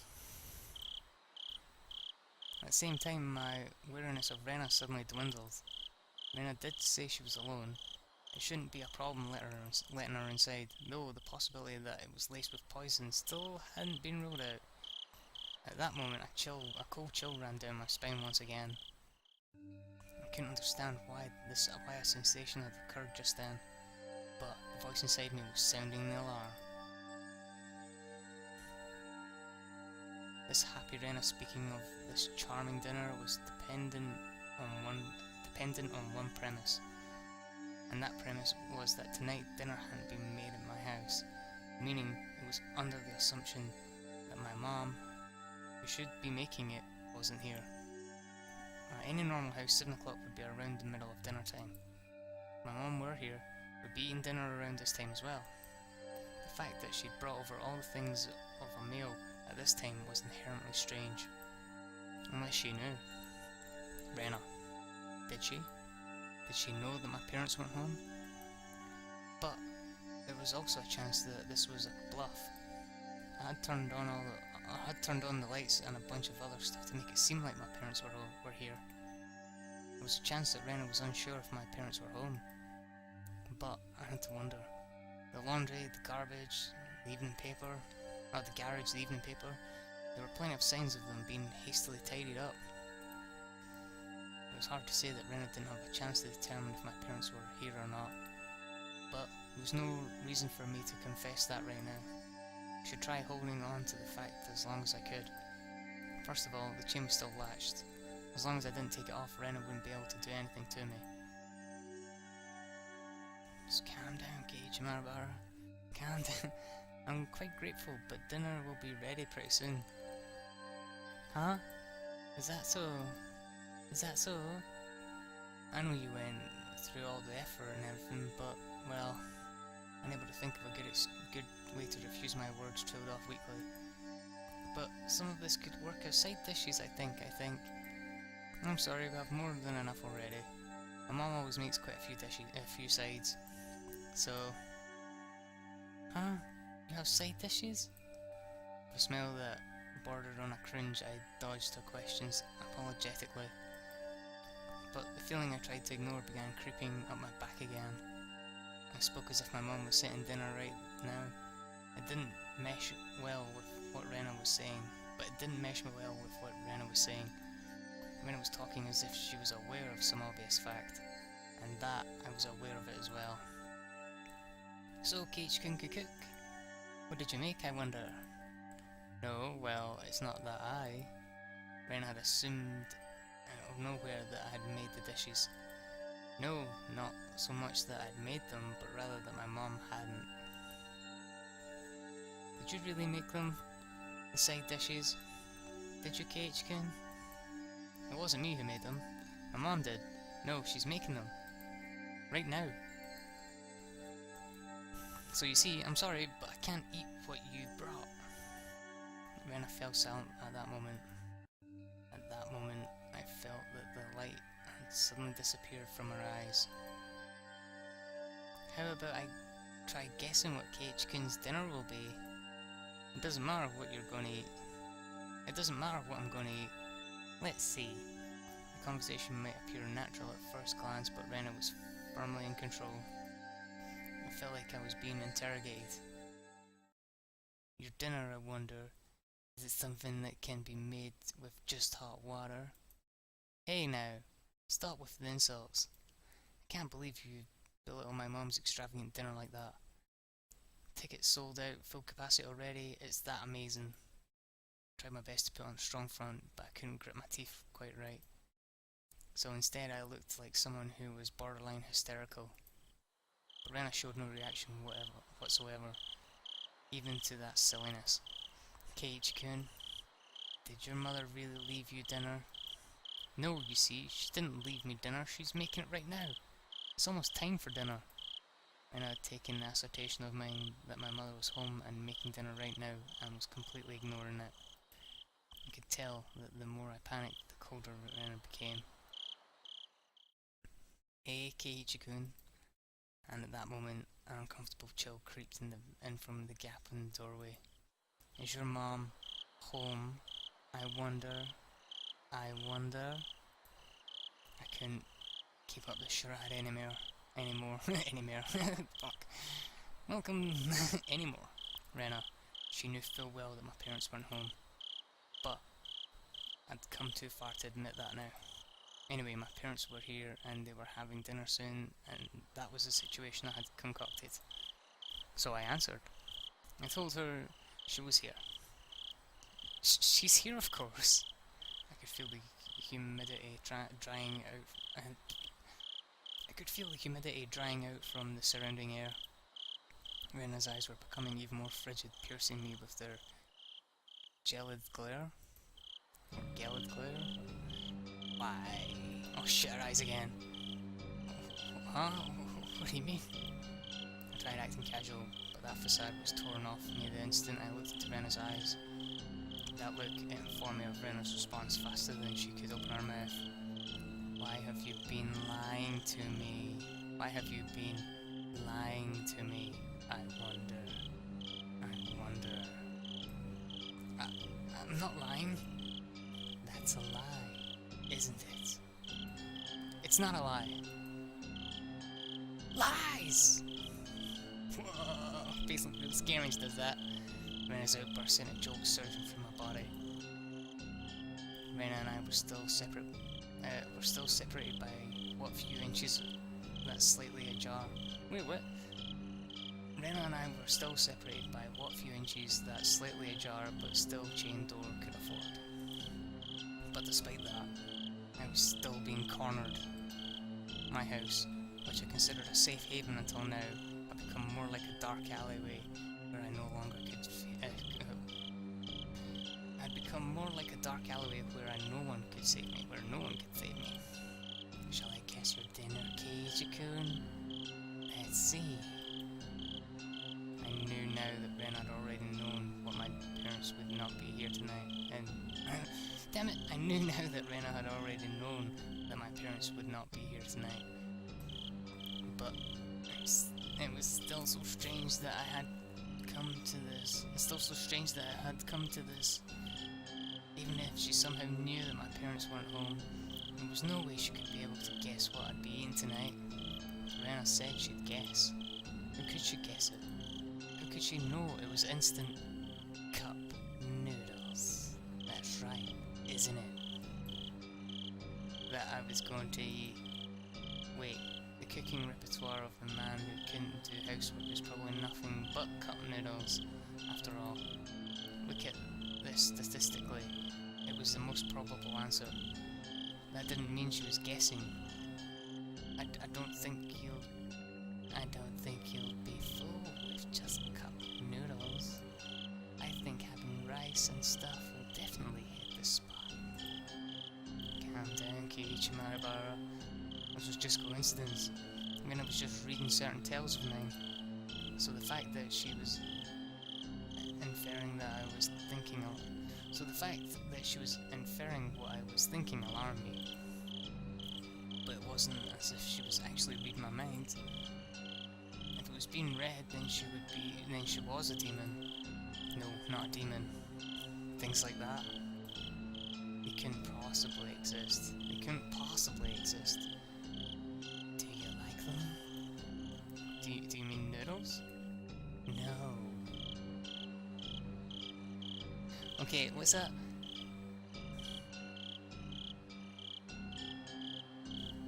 I'm gonna say bastard. No, bastard. And then say that the point my answer was addressed was wrong. Indicated that the point my answer... Wait, what? Rena indicated that the point my answer was addressing was wrong.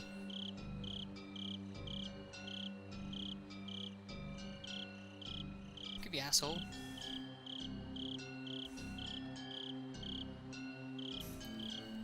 Her rebuke was so short that I momentarily didn't understand the words Rena had spoken. Sorry, Rena. What did you say just now? Huh? What about? Just now you asked me if there was something that I liked, didn't you? It wasn't long before I regretted how careless I had pushed forward with that question. It was such a simple answer. That was why I wasn't able to comprehend it.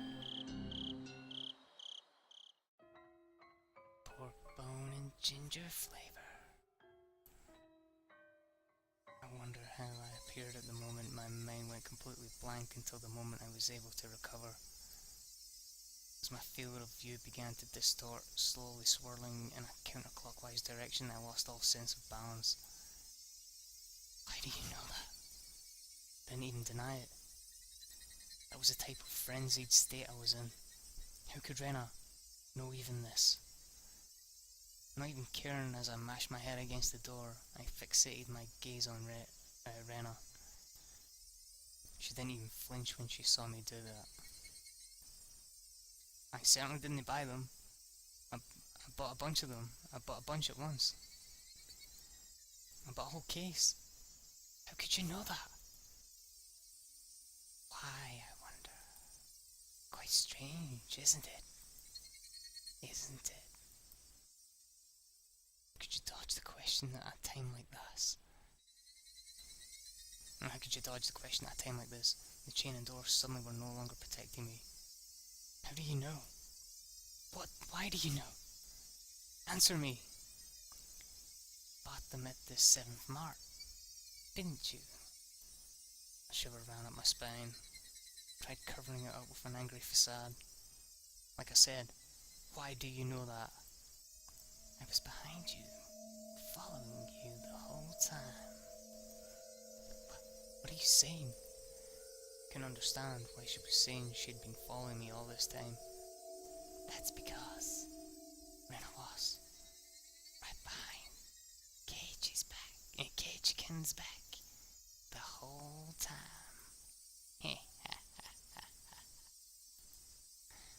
Like that night. Like that night.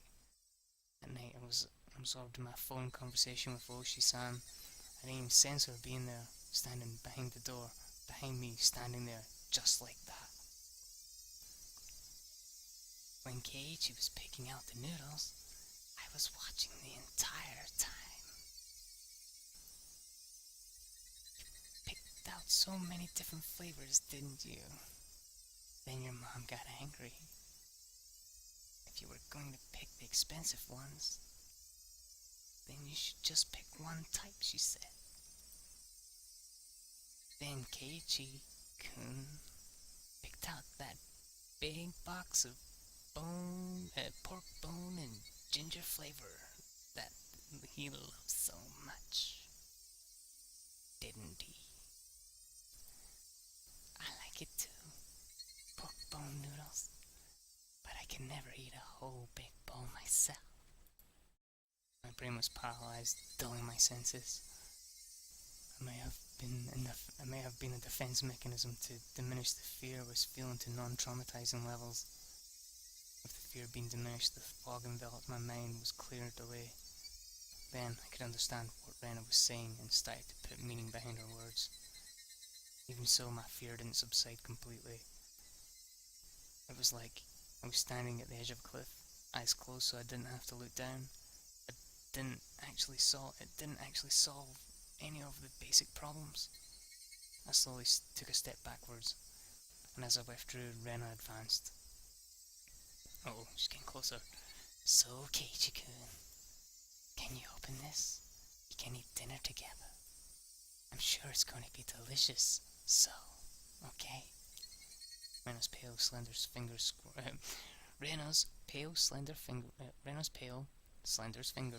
squirmed through the crack in the door, one at a time, as if they had a mind of their own, rattling the chain. If she had unlatched the chain from the door, a feeling of terror would have just exploded within me. But Rena didn't do that. She was simply imploring me to remove the chain. She was doing her hardest to light the fuse to the powder keg in my heart, trying again and again. Clatter, clatter. But it doesn't let. Open up, Keiichi-kun. Please go away. I beg you, please go away. How can you say something so mean, I wonder? Please go away. Go away. Go away! The powder keg inside me finally went off. No smouldering, it just exploded. I tackled the door. The force through the door had knocked Rena momentarily off balance. I couldn't hesitate here. I grabbed onto the doorknob with both hands, planted my feet firmly, and pulled with all my might. But that slamming sound I so desired didn't happen. I could feel a tiny, disturbing bit of resistance keeping the door from closing, and the source of that was Rena's fingers. Each of those fingers wiggling, squirming around like the tendrils of a carnivorous plant through the crack in the doorway. It hurts, Keiichi-kun, it hurts! Ugh. It wasn't a harsh shriek, but more of a yelp she was trying to keep back. Go away, go away, go away! I kept on pulling on the door with all my might. I didn't even realize that if I didn't loosen my pull on the door, at least momentarily, Rena wouldn't be able to pull her fingers out, and that was why the door wasn't closing. It really hurts, Keiichi-kun. I'm sorry if I was messing around too much. I didn't care one bit for her apology. No matter how much she apologised, it didn't change any of what she had done up until now. It didn't change anything. It didn't change anything. It hurts, it hurts. I'm sorry, I'm sorry, I'm sorry. Go away, go away, go away! Rena couldn't leave even if she wanted to because I'd trapped her fingers. Rena's white fingers had become deep red and were no longer even squirming. I'm sorry, I'm sorry, I'm sorry. Go away, go away, go away! I'm sorry, I'm sorry, I'm sorry, I'm sorry, I'm sorry. Rena's apologies were occasionally twisting with pain like a broken record. She was intent on repeating it over and over. Go away, go away, go away, stop it, stop it, stop it, stop it. I pulled on the door even harder. Finally, Rena's fingers were somehow able to slip out from their imprisonment in the door. The moment that happened, the door closed soundly and I could hear the thud of Rena falling on her butt on the other side. I locked the door immediately. It made a loud clunk, voicing my rejection to Rena. I'm sorry, I'm sorry, I'm sorry, I'm sorry. Cage-kun, I'm sorry. Open up, Cage-kun. Rena leaned against the door, apologising profusely and nothing else. After confirming that I was sufficiently sealed off from her, I trudged away from the entryway. On the other side, I could hear Rena echoing her apology. I'm sorry, those pitiful words. They would be forever seeking my forgiveness. I didn't feel bad about this at all, but that wasn't out of any sort of malice. I felt a sort of hazy sense of relief that I was able to escape from Rena. Before Mion had threatened me at this doorway, saying there was nothing she didn't know, and just now, at the same place, Rena told me the same thing. My feeble attempts to disguise the fact my parents weren't home had served no purpose from the start. I should have just pretended to be out and not even opened the door. My meagre plans hadn't helped at all. In Hinamizawa, it was impossible to wit then. Even though I was on the other side of the door, I wanted to get as far away from Rena as possible. 1 step, 2 steps. With each one, her snivelling apologies became more distant. I sprinted up the stairs and dove into my room. As you would expect, I was finally no longer able to hear Rena repeating her endless apology. Diving onto my bed, I was startled by a hard lump I felt. There was something in my bed. It was the receiver. I finally remembered. I was in the middle of a call to Oshi-san. Looking at the clock, apparently not much time had passed since I went downstairs. Could it be that my clock had run out of batteries? I'd talked with Rena so long, how did almost no time pass? But the hand on the clock was ticking forward 1 second every second as usual. As I put the still warm receiver to my ear, time, which felt frozen, began moving once again. Hello, Oshi-san. Sorry to keep you waiting. No, not at all. I didn't wait that long. It became apparent that the amount of time that had passed between myself and Oishi-san was different. Over the phone, I could hear the energetic voice of the sports program or something. It drove home just how far away Oishi-san really was. Rena came just now. Did she come to play? I wasn't confident that I could coherently explain the situation to Oishi-san, but I didn't need to right now. Right now I needed to know about Rena. That's right, I was planning to ask Oishi-san more about Rena, but Rena's little visit had interrupted the conversation.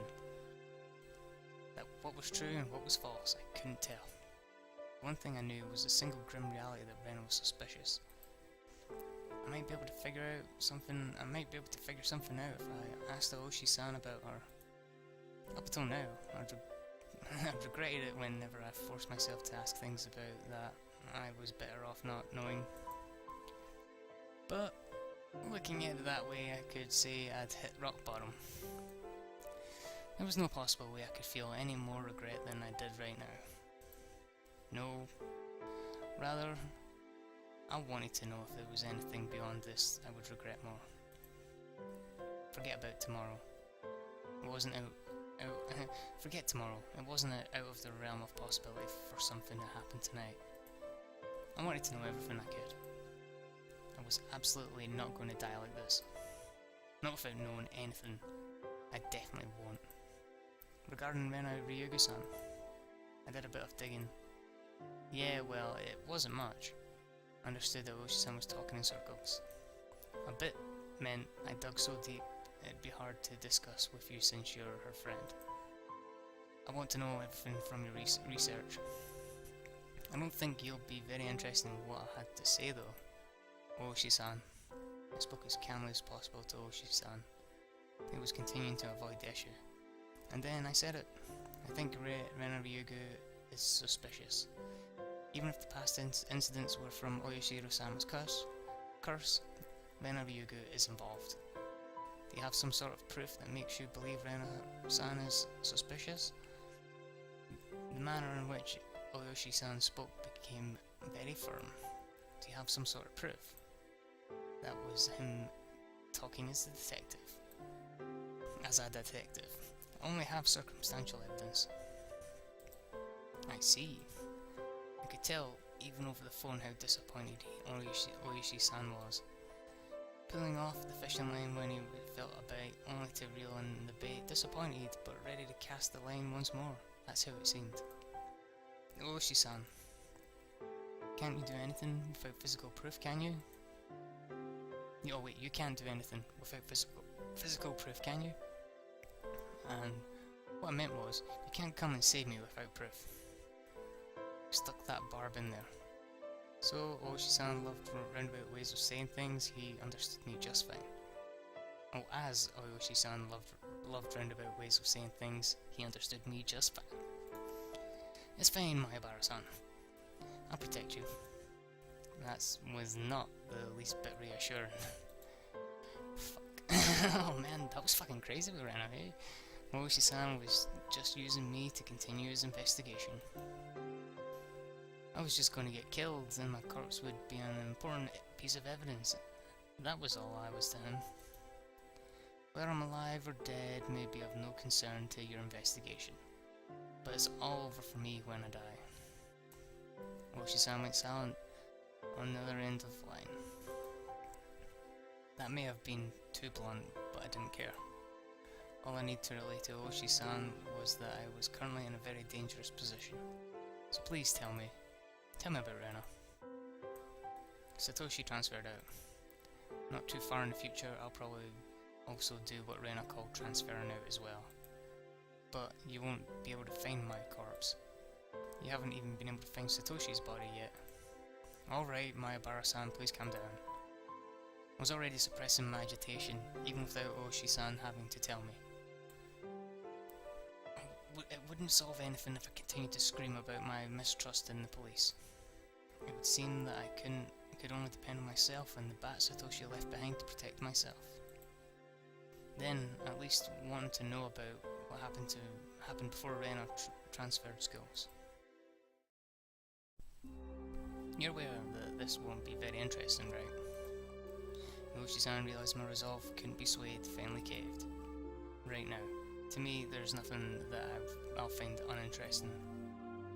Right now, to me, there's nothing that I'll find uninteresting. Please. There are a few things I need you to agree to. Okay? Please keep this confidential. Also, part of this may be speculation. Not all of it may be true. Are you still interested? It might not be true. I don't understand what you mean. There isn't one main investigation for the mysterious chain of deaths in Hinamizawa. Each one is treated as its own individual case.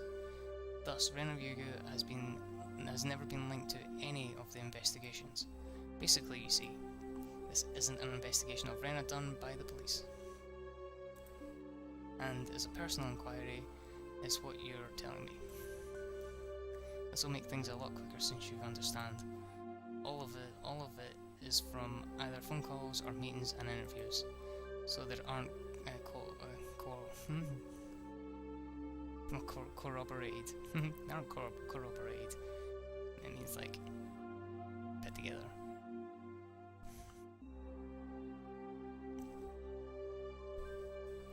asking you to take this all with a grain of salt, is what I mean. Do we have an agreement? All of it is just from what you've heard.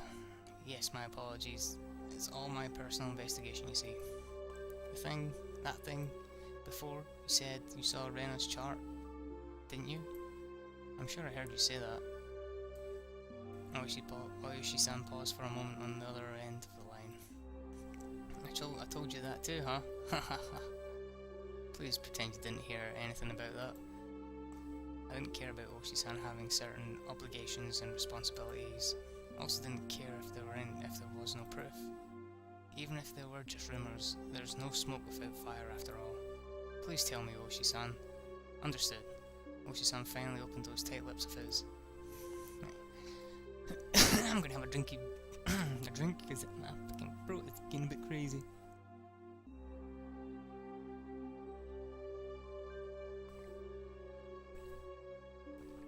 It's been gone for 2 hours. 2 fucking hours! It seemed that Rena lived in Hinamizawa for a long time ago. She had moved to Ibaraki Prefecture after she finished elementary school. Then, following that, right after transferring, the unfortunate incident with the breaking of the school windows happened. Then Rena confided to the doctor it was Oyashiro-sama. This was all that he knew. There isn't much difference between what I know and what you know, Mayabara-san. Then what part did you investigate further? I didn't need to ask. It was the incident that happened just after she transferred.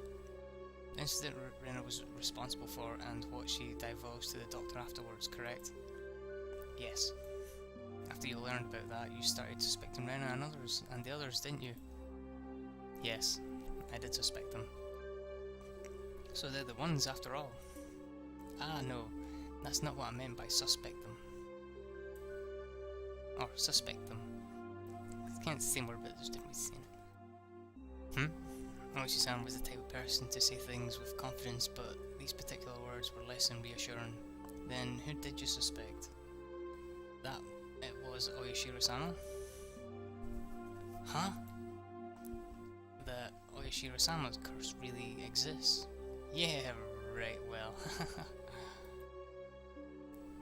Oishi's laugh was quite dry, certainly not the kind that would make you want to join in. Oishi resumed the conversation. But the dubious circumstances between Satoshi's disappearance, the course of events up until the start of the delving into Rena's past. Just then, there was a thunder in the distance and the heavy rain started pouring down. It came without warning, rain so heavy it felt like it could beat you down. I left the window in my room open a crack to let the heat out. The violent wind danced into my room, making the curtains flap wildly. What is it?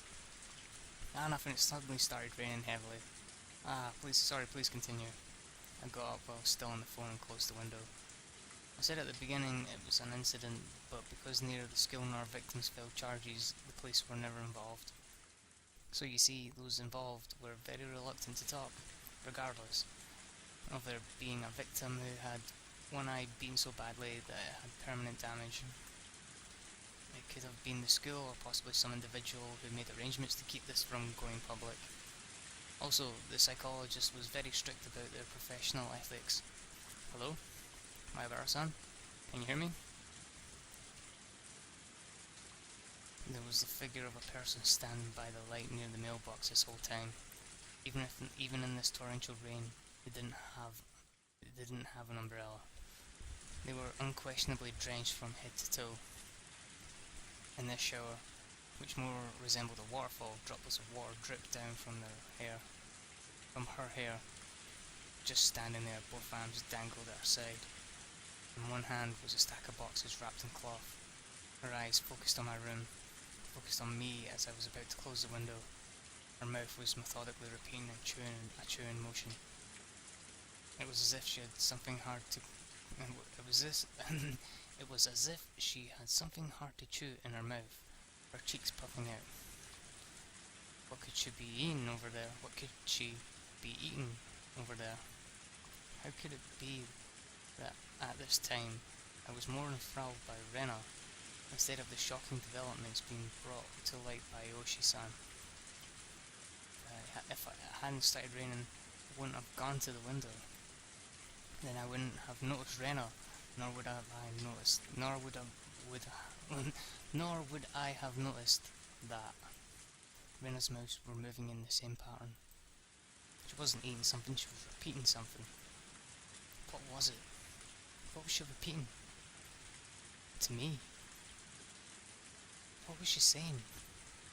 And why was I right up against the window, fixated on her? Hello? My bar-san? Can you hear me? Hello? I'm sorry. Huh? My bar-san? I'm sorry. I'm sorry. I'm sorry.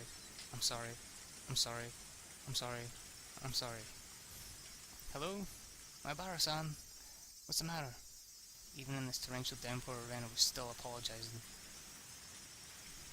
The other self inside me drew the curtain hastily, with my right hand blocking my view of the outside. But even doing that, Rena's relentless apologies still reached my ears. I'm sorry. I'm sorry. I'm sorry. I'm sorry. I forgive you for this. Will you forgive me for that? Please stop. Please stop. Please stop. Please stop. I'm sorry. I'm sorry. I'm sorry. I'm sorry. I'm sorry. I'm sorry. I'm sorry. I'm sorry. Damn it! Why did I have to forgive her? I'm the one who wants to be forgiven. What part of me can't you forgive? I won't be killed. If you won't forgive me, then I won't forgive you either. I won't forgive. I won't forgive. Won't forgive. Won't forgive. Won't forgive. Won't forgive. Won't forgive. I won't forgive. My bar-san, if you can hear me, then please respond. Hello?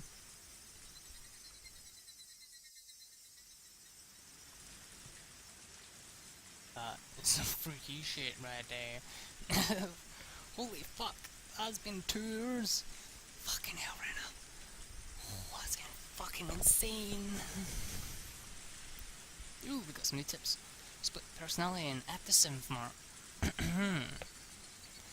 I'm probably going to have to call it here again, because it's like 9 o'clock. But we'll read the tips. I'll read the tips, so... Well, I'll try to read the tips. I see it in the movies quite often, but what is it exactly? Multiple personalities are thought to be an escapism. Multiple personality disorder is a form of escape. Correct. The exact mechanism is not fully understood, but it's believed to be a type of defense for the brain to retain mental stability. Hypothetically, poor people imagine themselves as wealthy as a form of escapism, is it not? Is this a form of multiple personality disorder? I wouldn't go that far, but broadly speaking, one could infer that. It's something that occurs in us all. Does a split personality occur when one cannot tell which is reality and which is the escape? That's difficult to say. There are some who agree with that and some who disagree. There is no consensus. Then is the occurrence of multiple personalities still an unknown phenomenon? Something not fully comprehended in the psychiatric field? Unfortunately, that is the current state of things. We can only put our hope in future research. But isn't it's sort of cool having a split personality? What kind of people get split personalities? Recent studies find that those who develop it, or rather, those who are more susceptible to developing it, may be genetically predispositioned or may have had abnormal mental development. Some say that childhood abuse increases the chances. Speaking of which, person A here experienced abuse as a child, didn't he? How sad. Person A has 7 different personalities. Let's watch a video of him. Right after these commercials. What? Was that meant to be a very bad joke? That's quite fucking wrong. Oh, the 7th Mart was a bargain supermarket with food and alcohol. What's this, Keiichi? So many. There's no reason to get all the different kinds, is there? I flopped all the different coloured cup noodle bowls into the cart. Cup noodles have gone so elaborate recently, there are a bunch of different types. I want to try each of them at least once. I knew it was pretty selfish of me, but I thought I'd at least give it a try. Keiichi. Buy them in the big case, it's cheaper. Dad faltered. Well, I had a feeling it'd end up like this. Dad knew there was no point in butting in. Dad knew there was no point in him butting in. Then I'll only get to eat the one kind. I'd get bored with that. I was resisting as a formality. I'd already given up inside and wasn't sure which case of noodles to get. If you can't pick, then Mummy will pick for you. You don't have to rush me. I quickly searched the cases of noodles for what I wanted. Pork bone and ginger, large cup. Hey Keiichi, can't you get a more normal one? I let Mom pick. She'd err on the side of safety and get soy sauce or salty flavour. Pork bone is good. I don't want a big bowl of tasteless stuff. I remember insisting that the noodles I picked were the right kind.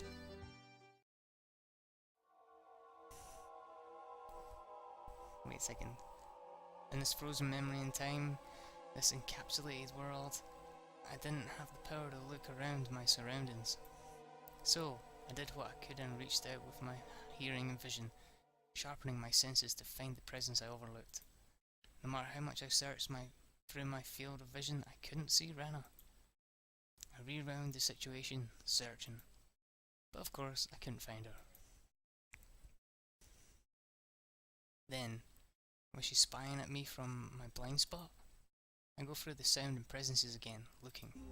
I could sense the other customers. We were all mixed about, moving as they please.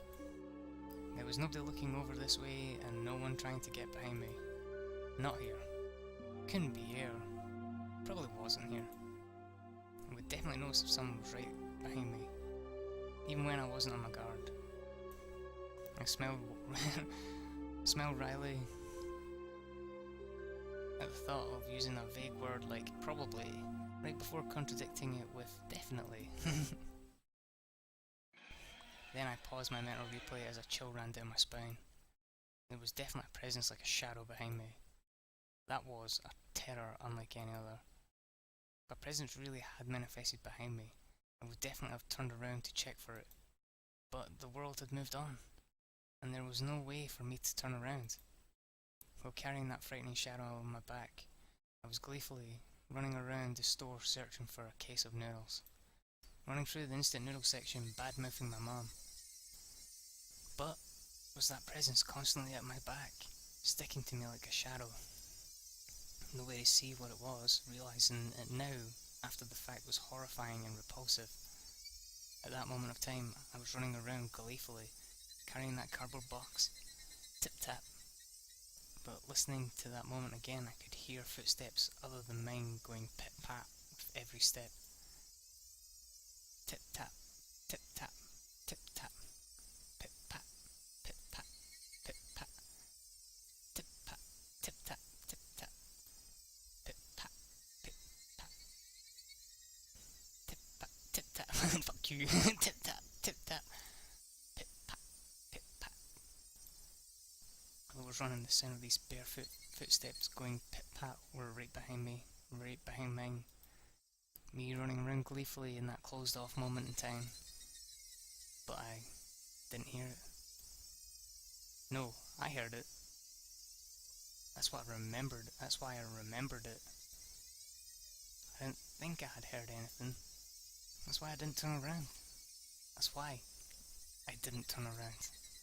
In that moment, the pit-pat of these footsteps were following me the entire time.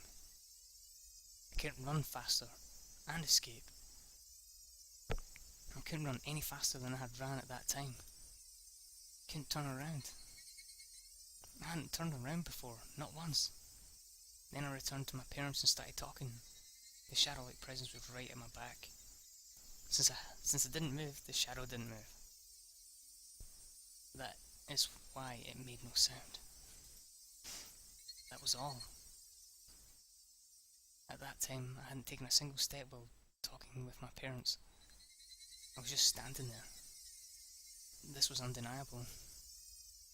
And yet, I heard it. Pit-pat. I shouldn't be. If I took 3 steps, it followed 3 steps. Wasn't that the rule? There was no sound other than that. At that time, the entire world had gone dark. A sudden darkness. It was the end of my reflective journey. I was tired. I wanted to end it. Someone turned on the light. Someone turned on the light. Except my body couldn't move. As if I'd been sewn into that moment in time. Pit-pat. My past self's hair stood on end. That's impossible. Now that's just breaking the rules. I hadn't moved. So you shouldn't be moving either. I couldn't move. So you shouldn't be able to move either. Follow the rules. Pit-pat. Yet the sound echoed in the darkness once again. The hair on the back of my neck pricked up on end. It was so close. That it was hard to tell whether it was touching the hair or not. Why couldn't I move? How the presence was moving behind me. I quickly realised I could move. It's just that I was scared and didn't want to. But now was the only time I could turn around. There was something unforgivable in this moment. In this moment in time. But I needed to turn around immediately. As if my entire body was being... Sorry. As if my entire being was trying to force me to stop. It began to administer a pain like a needle being stuck in my every pore. Into my every pore. I'll turn around. I'll turn around. I'm not scared at all. I'll turn around. I'll turn around. I'm not scared at all. A scream I was unable to vocalize. God damn it. A scream I was unable to vocalize.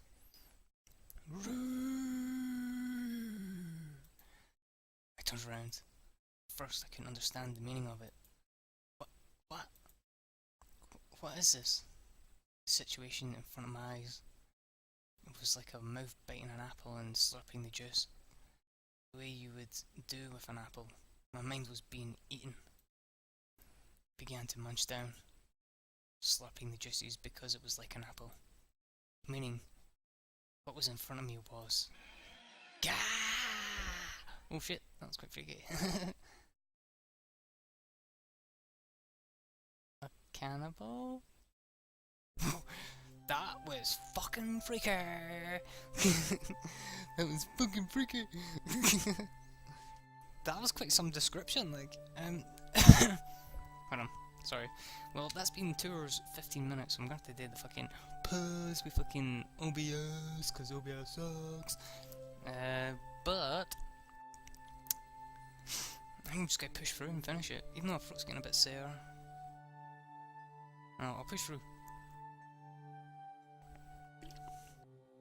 So I'll be back just shortly. So catch you in a bit.